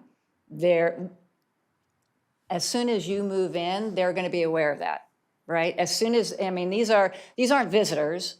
I don't think there's really not a lot of visitor parking even available on this project. We're just talking about tenants here, but they're gonna definitely have incentive to want to use that over the primary, because they're gonna be waiting. They don't wanna wait. They're not gonna wanna wait. They're not gonna have an arrow or anything like that allowing them. That's the whole point of signalizing and getting that dedicated left-hand turn lane, was to incentivize tenants to go there. If there's anything else that we can do, we can add signage. There's easement restrictions to any kind of signage out there. Caltrans won't allow us to modify the signage on there to advertise a project, but we certainly can do whatever we can in the leasing, as we're leasing them up, as we're moving them in, to advertise that secondary access. But I think just by attrition, just by seeing the ease, I mean, I would use that. I go to the project all the time. I would use that in a heartbeat if it was working right now, versus anybody who does that left-hand turn once, on the primary entrance is going to want to use the secondary access. Okay, But if you have, suggestions for what else you would like to do that Caltrans will allow us to do, or that are outside of the restrictions for the easements, we're all ears. We do not have any kind of resistance to making that more aware of people that are moving in. All right, so you're in favor of all the conditions that we've talked to you tonight, and you'll work very, very hard to implement all of them. We have up to this point. I mean, there isn't a single thing on this project that's been approved. It's been built per plan, and yes, you have my commitment. I mean, if there's more speed bumps that they want to put in, we'll put more speed bumps in. We've talked about, go to the fire department, make sure they're okay with it. Safety is a huge, huge top priority for us. I mean, we can't have a project that doesn't have safe access. That doesn't make any sense. Not with our commitment to it, not with future farm worker housing being a real future for this area. We'd love to be involved in that. So we're not gonna back off of anything that is safety related. Okay, thank you. Are there any questions at this point?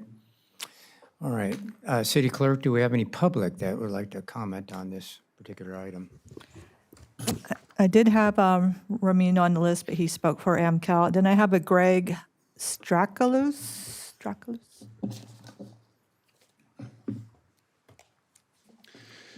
Good evening, Mayor Kildee, City Council members, City Manager Ramirez. This project is one that I've been working on since my arrival at Ventura County. My name is Greg Strakalus. I represent Ventura County Public Works Agency. Just a few days ago, I was talking to your city staff about this project and what I thought was a very strong agreement that the city had negotiated in terms of moving things forward. And I still believe that this agreement is a very strong agreement that puts a lot of emphasis on some of the focus points here. Tonight's meeting started out with a couple of presentations, right? One by Ms. Brown on identifying housing as a critical need, and then one by Mr. Stencil about the economy and stress on the transportation system. From a traffic perspective, an engineer's perspective, My concern is what happens if this quitclaim deed isn't issued and what doesn't happen in terms of those road improvements along the corridor. The County Public Works Agency is still involved with this particular project. As a matter of fact, we went to our board to get approval to enter into a cooperative agreement with Caltrans. That puts the county in responsible charge of the project.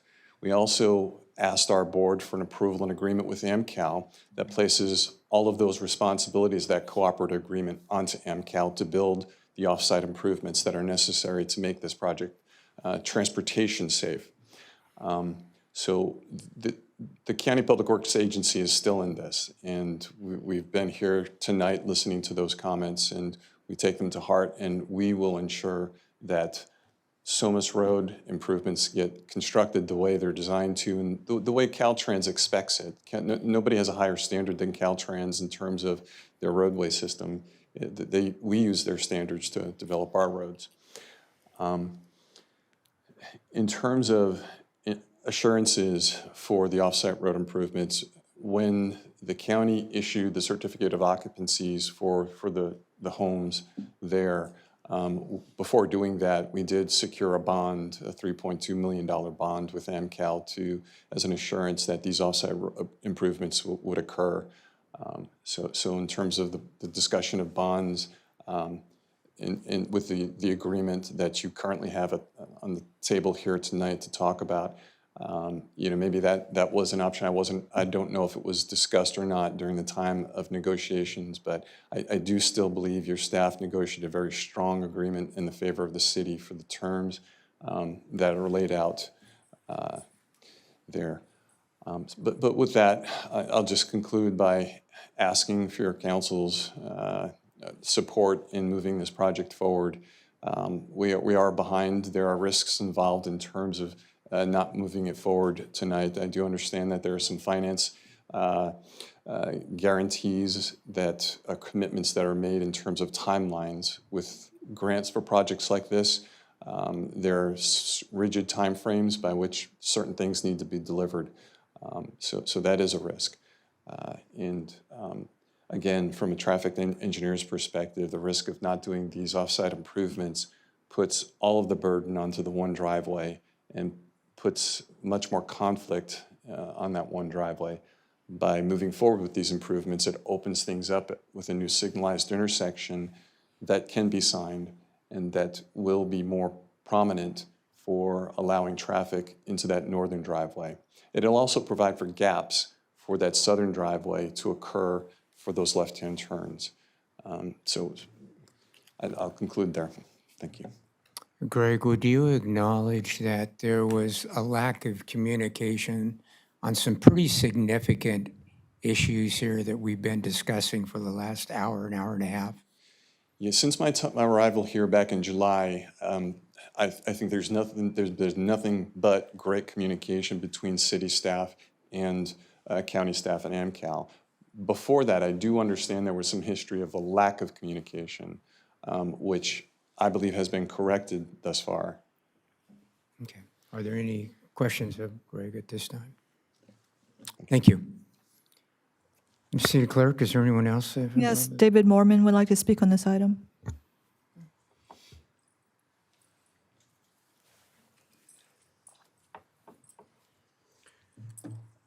I know a lot of the conversation has been about the children in the facility or in the AmCal project. But where I'm concerned is, as you can tell, ADA accessibility. And I'm wondering, has AmCal done any kind of survey on the individuals that live in this complex? How many are grandparents that have great-grandchildren like I do, that have disabilities? If you ask me, I mean, that bus stop is so far away from accessibility for people to even get to. How many people might have to access it? Do they know? Have they done any surveys about all the people that live there or the potential residents that may be coming in there that are disabled? What kind of disabilities do they have? How many people might be in wheelchairs? How many people might have walkers? Those type of things. Those are the things I would be concerned about. I'm concerned that nobody has really asked that kind of question about the project here from the city council. Only in that it's that bus stop that they've got down there, and all the gyrations that everybody has to do to install that bus stop there. Why isn't there something closer to the traffic signal on either the north side of that driveway or on the south side of that driveway, closer to where the signal light would be? If the signal light's up there, it's going to make accessibility for disabled people much easier. And that's where my concern is that bus stop down south is really in a really crappy area. It's, how many people, again, what's the demographics of disabled people versus children? Are there any disabled people that live there? I don't know. Do you guys know? Does staff know?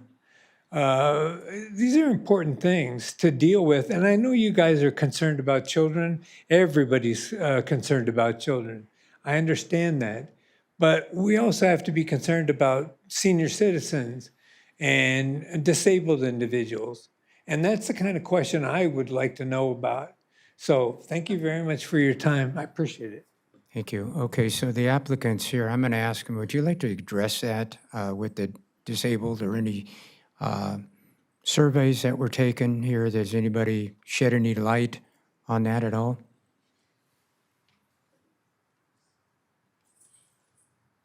Thank you for the comments. This, we haven't done, I don't think we've done surveys. The code that we have to build to, right, the CBC code, Fair Housing Act, ensures full adaptability on all the ground floor levels. I mean, it is so strict what we have to do that I know we've met all of those, and we've passed, right? We've all of our CASP consultants sign off on the project. It is ADA compliant. Oh, gosh, Is that yeah. what you're trying to say? Yes, sorry, that was your answer. If that was what you're asking, yes, it is ADA, yeah. The bus stop is outside, I mean, that's in public right away. Obviously, the bus stop will be compliant as well. We do have a bus stop, but it's really for kids built into the project, but that is the longest way. And Okay, thank you. I appreciate that. Is there anybody, Madam Clerk, is there anyone else that'd like to make a public comment this time? No. Okay, so with that, I'm going to ask for council deliberation to start here on this, and any comments. And I think tonight, Miss Bravo, would you like to start us off tonight, maybe on your comments on this, please? Sure. So when the mountain fire happened, the majority of the destruction that happened was outside the city boundaries. Most of it was in the unincorporated part of the county. Nevertheless, we considered and consider residents who live there a part of our community. And we offered our services and we offered everything that we could to provide them safety. And by that same note, I feel responsible to provide that same support and advocacy for these families. I do believe it's important to support our farm workers. At the same time, I think it's important to support a high quality of life for them. And I just have too many concerns regarding safety with what we have discussed today.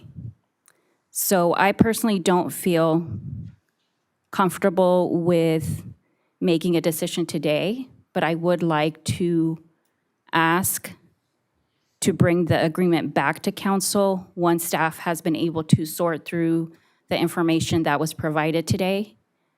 There was a lot of information, and I think a part of my frustration too was that there has been this lack of communication and information that I wasn't even sure what was true and what wasn't, and I just need to see that in writing.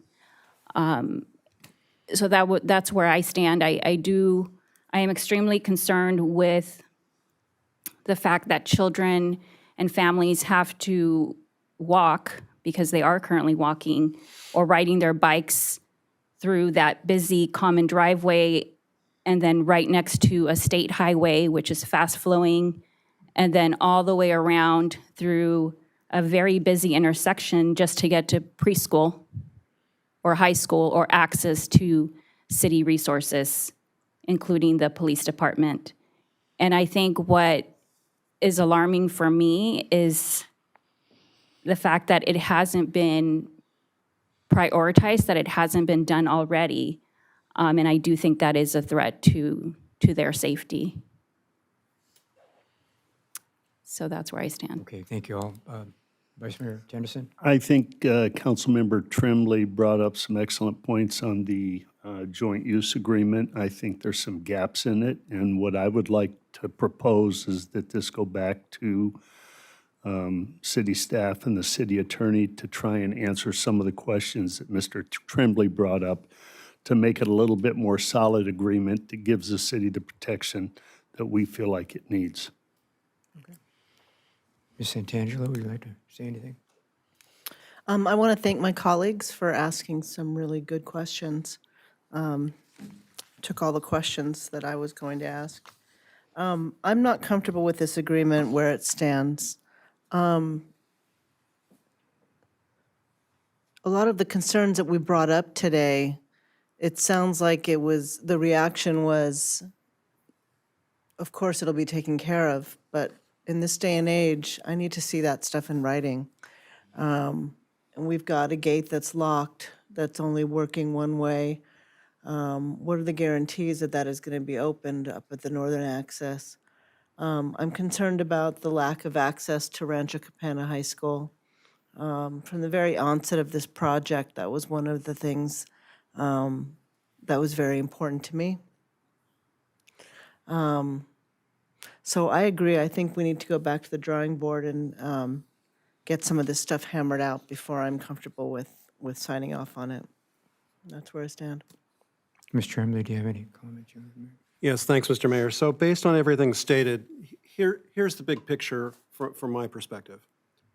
You have the developer, AmCal, installing a large housing project in the unincorporated area just outside the city limits, and then placing the burden of prospective tort liability and the risk, particularly from a public safety standpoint, on the city and its residents and its general fund. The developer here, it's clear to me, wants to transfer the risk to the city and its residents. And I understand that, having practiced law for over 40 years, you try to transfer the risk. I understand the need for farm worker housing, and I support that, but it shouldn't be on the backs of the city and its residents.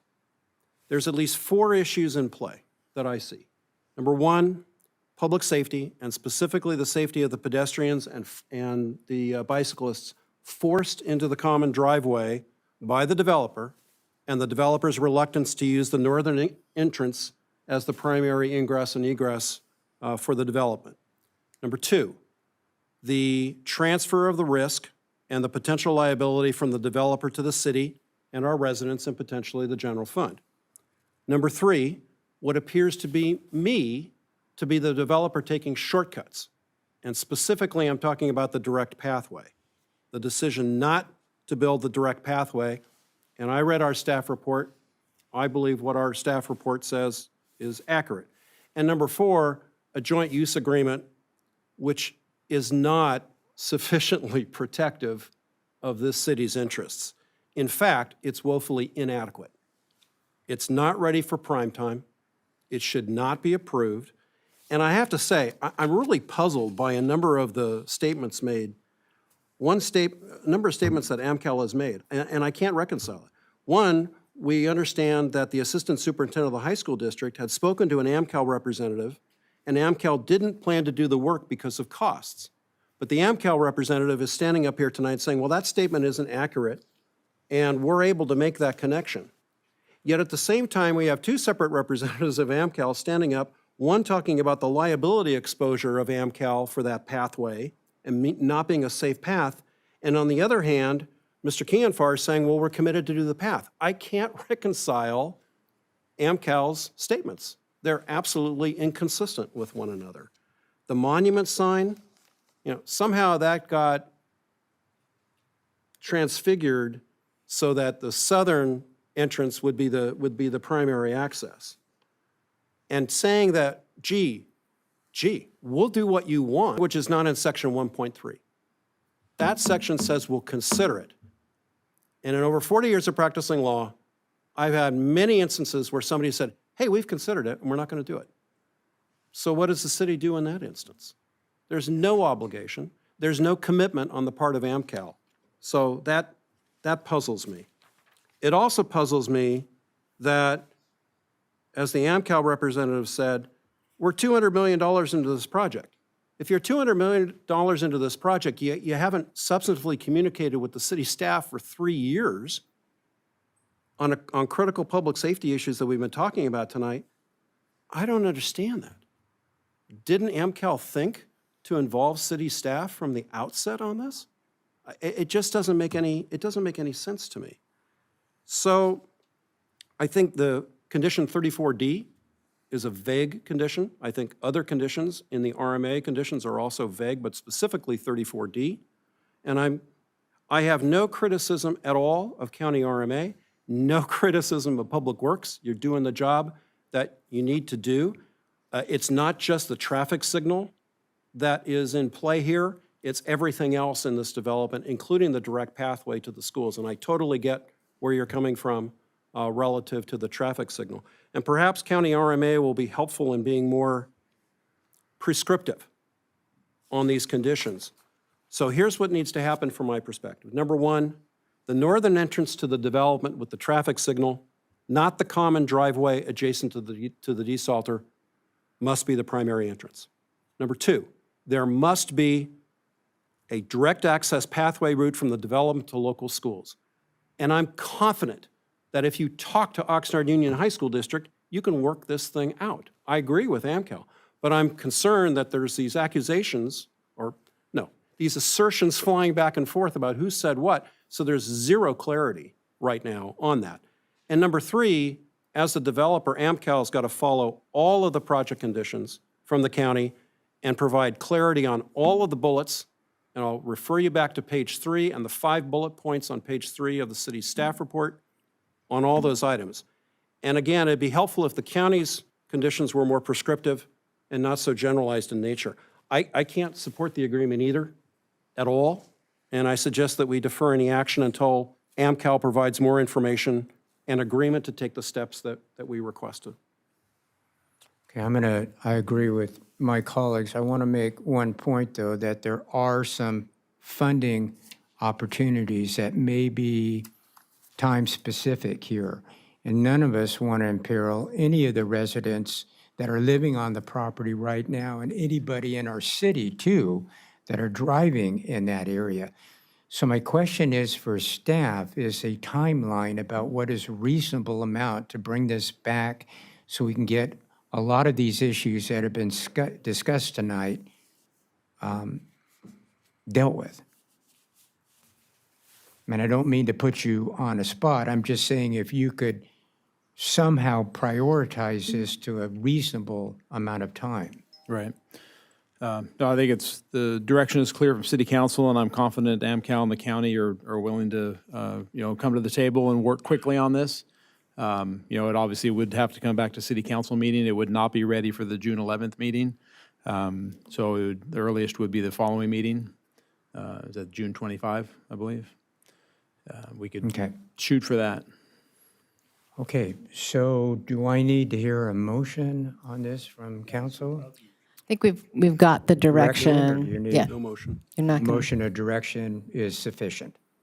And I think the only thing, Rachel, that I would want to add is let's reach out to our two supervisors so they really hear what our concerns are.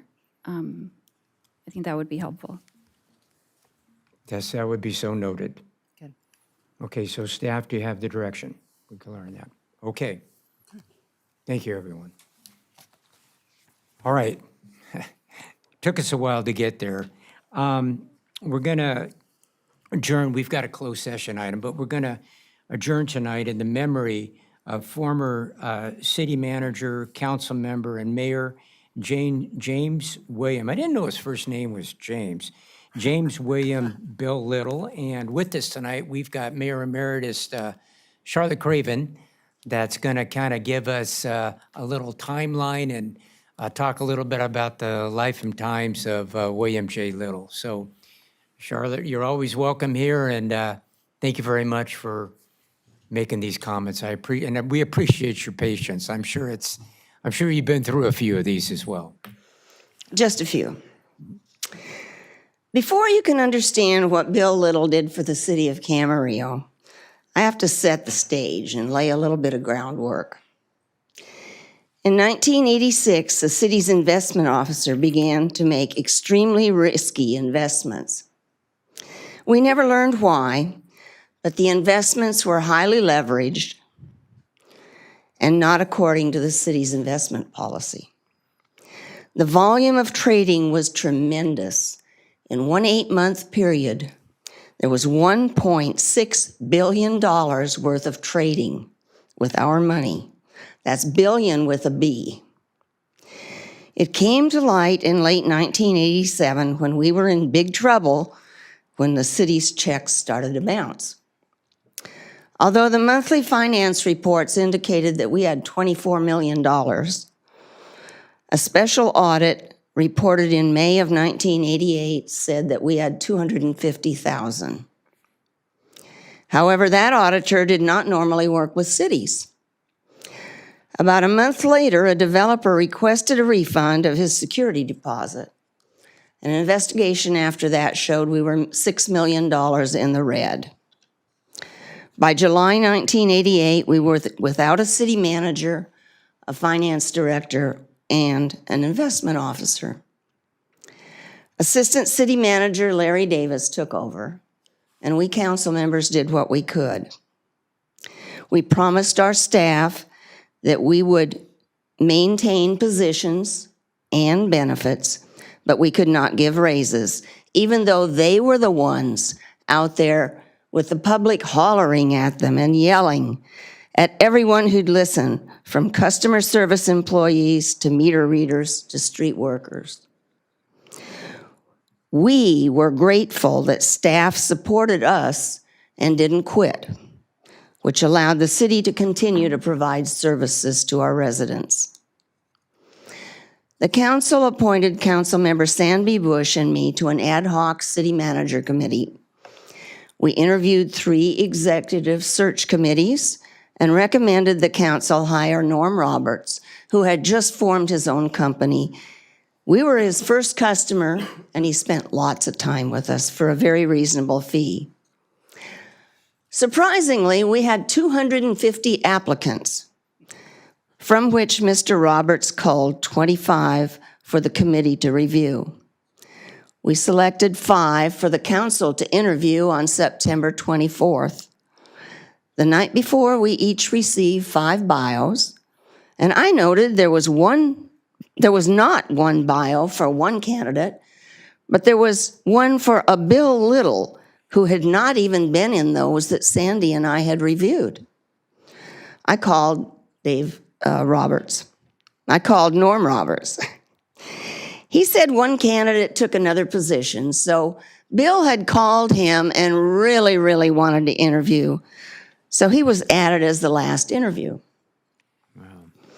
We met at 7:30 in the morning to discuss questions with interviews to start at 9. Just before 8, Norm Roberts walked in, He said the schedule had changed. Bill Little had tickets to an Angels game that started at 1, so he'd interview first. Bill entered the conference room, sat down with his elbows on the table and his hands clasped in front of him, and he proceeded to tell us what he was going to do for us. Tighten the purse strings even more and find some stable long-term sources of income. And he did that. We asked no questions. He just kept talking until he announced that he didn't want to intrude on the 9 o'clock interview, so he got up and left. We anticipated more candidates that would rise above the benchmark he had just set. Next came the guy who wrote the book on running government like a business. He'd had this idea for a while and was looking for a city to test it. Felt Camarillo would be perfect, and there'd be a book after that. Then a man from Arizona who told us how high the cost of living is here, so we'd have to buy him a house, and after 5 years, he would own it. I have absolutely no memory of the others, but we were to discuss, evaluate, and rank the candidates at the end. Tom Martin spoke up. A vote for Bill Little. End of discussion. We each thought he was the only one who could meet that challenge. Norm Roberts said he'd work with us to iron out the wrinkles of hiring, and the council appointed me to do the ironing. That's when I learned about negotiating with Bill Little. We wanted a guarantee of 2 years. He wanted a 2-year rolling end to his contract. We wanted him to live in Camarillo. He wanted a car. And so it went for 10 days that I thought were months. But we had an agreement that was approved unanimously by the council. When he started on November 28th, 1988, we had a 2-year guarantee. He had a 2-year rolling end to his contract. He'd bought a house in Camarillo, and we'd delivered a car. He sat that morning, elbows on his desk, hands clasped in front of him. His secretary called in department heads and council members individually. And by the end of that day, everybody knew that J. William Little was in charge here. James William Little was born in Duncan, Oklahoma in 1936. He served in the Army Reserve, attaining the rank of Staff Sergeant. After receiving bachelor's and master's degrees from the Wichita State University, he became assistant city manager in Toledo, Ohio, and then city manager in Ferndale and Wyoming, Michigan, Wauwatosa, Wisconsin, and Orange, California. By the time he arrived here, he was a seasoned city manager with many trials behind him, and he was ready to plow through the difficulties that would lie ahead. Now, it might seem that a staff that had seen the city's budget cut in half in 1 year, that hadn't had a raise for 2 years, that had been shouted at by furious residents, would resent a rigid city manager. But only one person quit, and the others seemed to appreciate that somebody was taking the helm of a ship without a rudder. Bill steered the ship like a master. When spending was cut, staff cooperated. There were no layoffs, but if people left, they weren't replaced, and their workload was added on to the workload of others. Guys who worked in water, streets, and Sani became innovators to repair equipment that badly needed replacement. When the Sani plant quit working, they found a workaround. It was, for me, extremely interesting to be part of a city and see how each person pitched in during tough times to keep our city operating at a standard we could all be proud of. One thing about cities is that money comes in. We receive very little sales tax. practically no property tax, only a little bit from CamSan. But utility customers paid their bills, so we always made payroll on time. But it was no picnic. Invoices were processed in the usual manner, but checks were not sent out as usual. They were loaded in numeric order in the top right-hand drawer of Bill's desk, with the amount of each check written on the outside of the envelope. Every night, a finance employee would place a little yellow sticky on his blotter. And every morning, that number corresponded to the number of the amount of receipts for that day. The number was the amount of receipts for that day. Every morning, Bill thumbed through those envelopes until he got to a number that was just a little bit less than the receipts the previous day. And those were the checks that were mailed.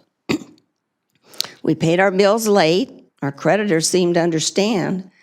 Bill arranged with Pardee, our largest builder, to not refund security deposits. We recorded that number.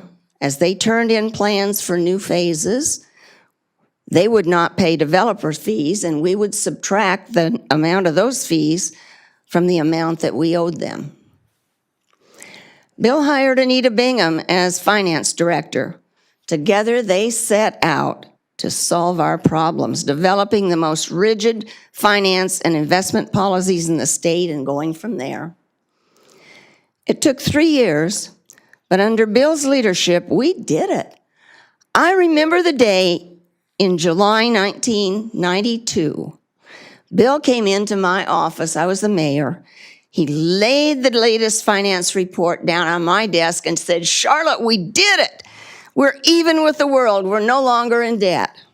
What a sense of accomplishment everybody here felt. Bill didn't just cut spending, though. He worked to find those stable, long-term sources of income. He talked to Tom Leonard, who was struggling to start an outlet center. Bill, Assistant City Manager Larry Davis, and Planning Director Tony Bowden wooed Chelsea GCA, which had very high-end centers. Initially, Chelsea asked for a return of sales tax, which cities like Oxnard with redevelopment districts offered. Bill negotiated unsuccessfully. Then Steve Malhart, past president of the Oxnard Chamber of Commerce, with an interest in the successful development of the Oxnard Outlet Center, filed a lawsuit claiming that redevelopment districts could return sales tax, but cities couldn't. The judge agreed, but Chelsea stuck with Camarillo anyway. The Camarillo outlets opened in 1995. The Oxnard outlets fizzled. Camarillo got lots of sales tax, and the rest is history. In 1992, Bill had us join with 57 other contract cities, trekking to Sacramento many times to lobby for a bill that would give no property tax cities part of the property tax. That was quite a battle, with our county leading the charge against it. We felt it unfair that Camarillo, Thousand Oaks, and Simi Valley received none of the property tax collected within our boundaries, the county getting all of it, while other cities in the county got 8%, 12%, and even 16%, based on agreements when they incorporated. CamSan got a small percentage, but that was not for the whole city, and it certainly didn't match what Oxnard, Ventura, Ojai, and Santa Paula got. We finally settled at 4.5% of what people in our jurisdiction pay in property taxes. The first year, we received $400,000, and that was just for half the year, and you should have heard us whooping it up when that check arrived from the county. Once we were out of debt, Bill started to take care of things that hadn't been addressed in years. It went slowly, but we hired employees. We raised salaries to again equate to positions in other agencies. We resurfaced streets again and replaced rolling stock that had exceeded its useful life. Cam Sands Plant 2 stopped, so we took it out of service, built a new plant, and changed the sewerage to Plant 1, which required financing. Now, I gotta ask you, can you imagine what it was like to sell bonds or to try to sell bonds with our financial history?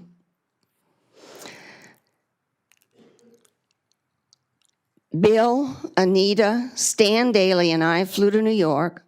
We talked to Standards and Poor's. Don't know what we said, but it worked.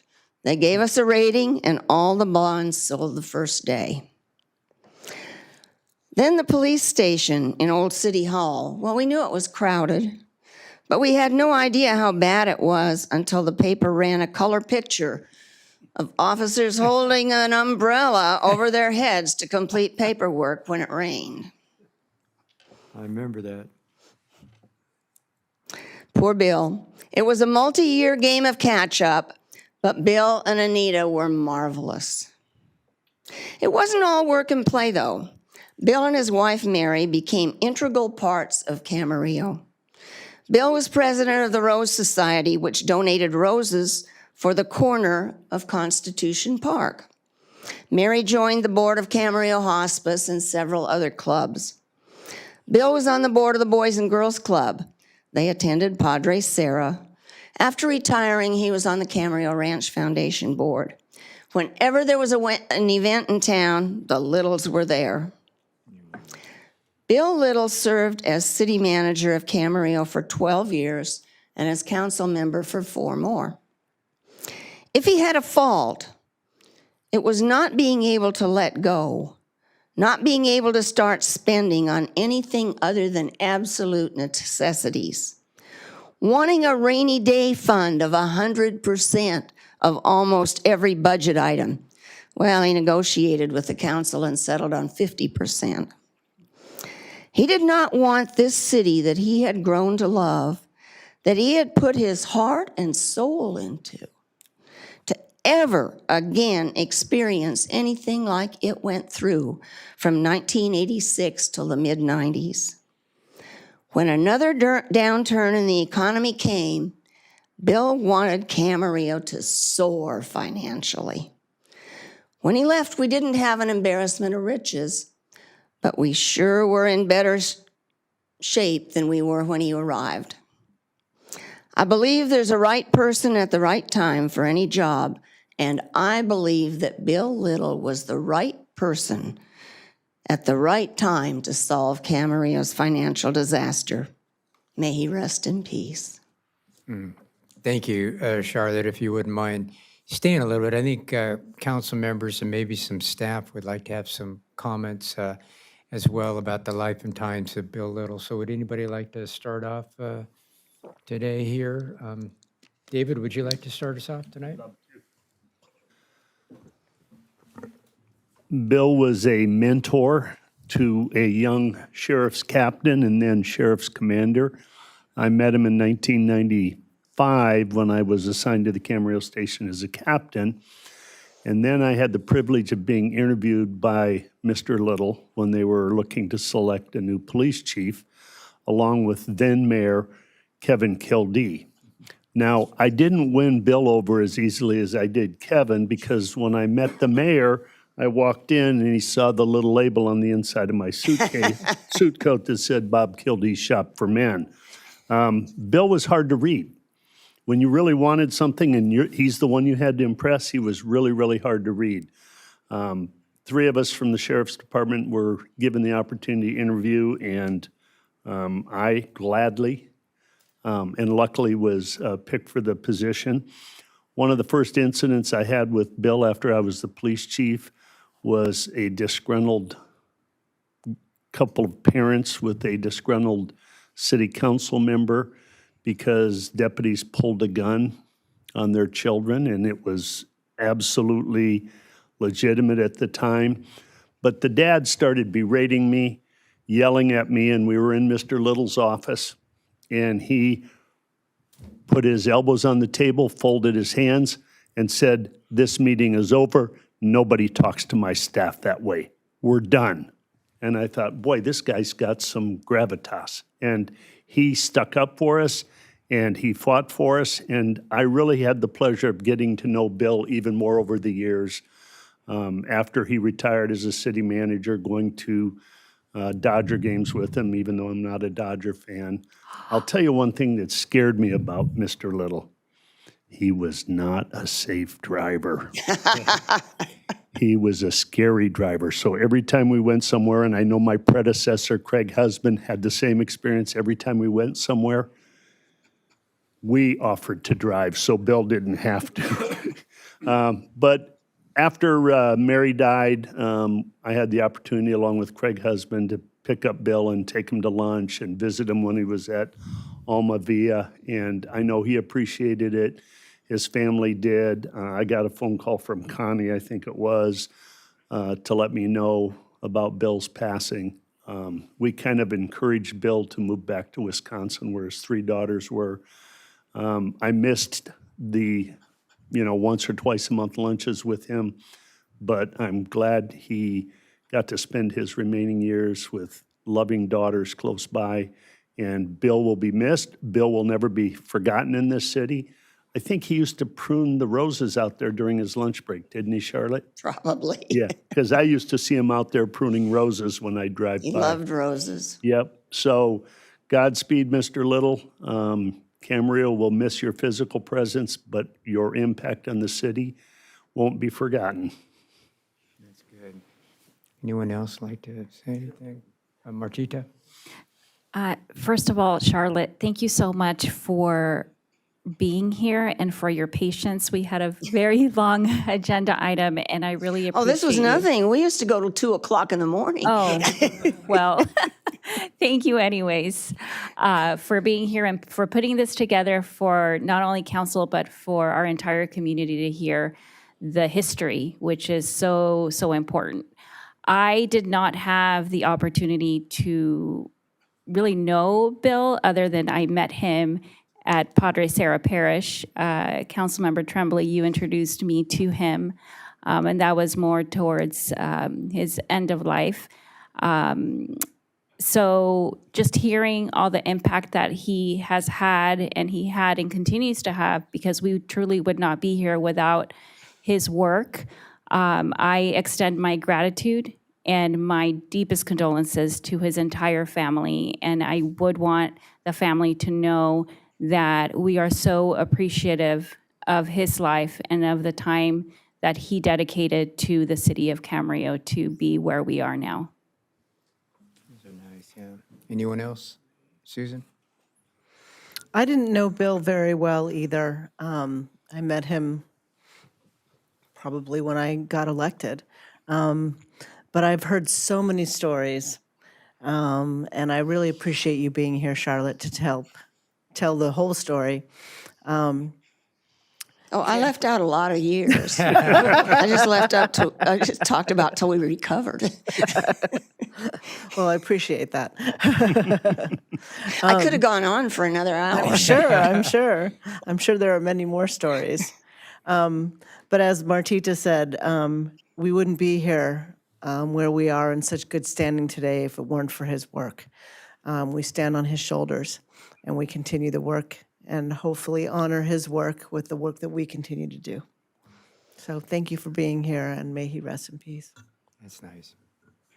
Mr. Tremblay, you have anything tonight for us? Oh, yeah, just a little bit. Charlotte, first of all, thank you so much for being here. Thank you for your remarks. They were really well put.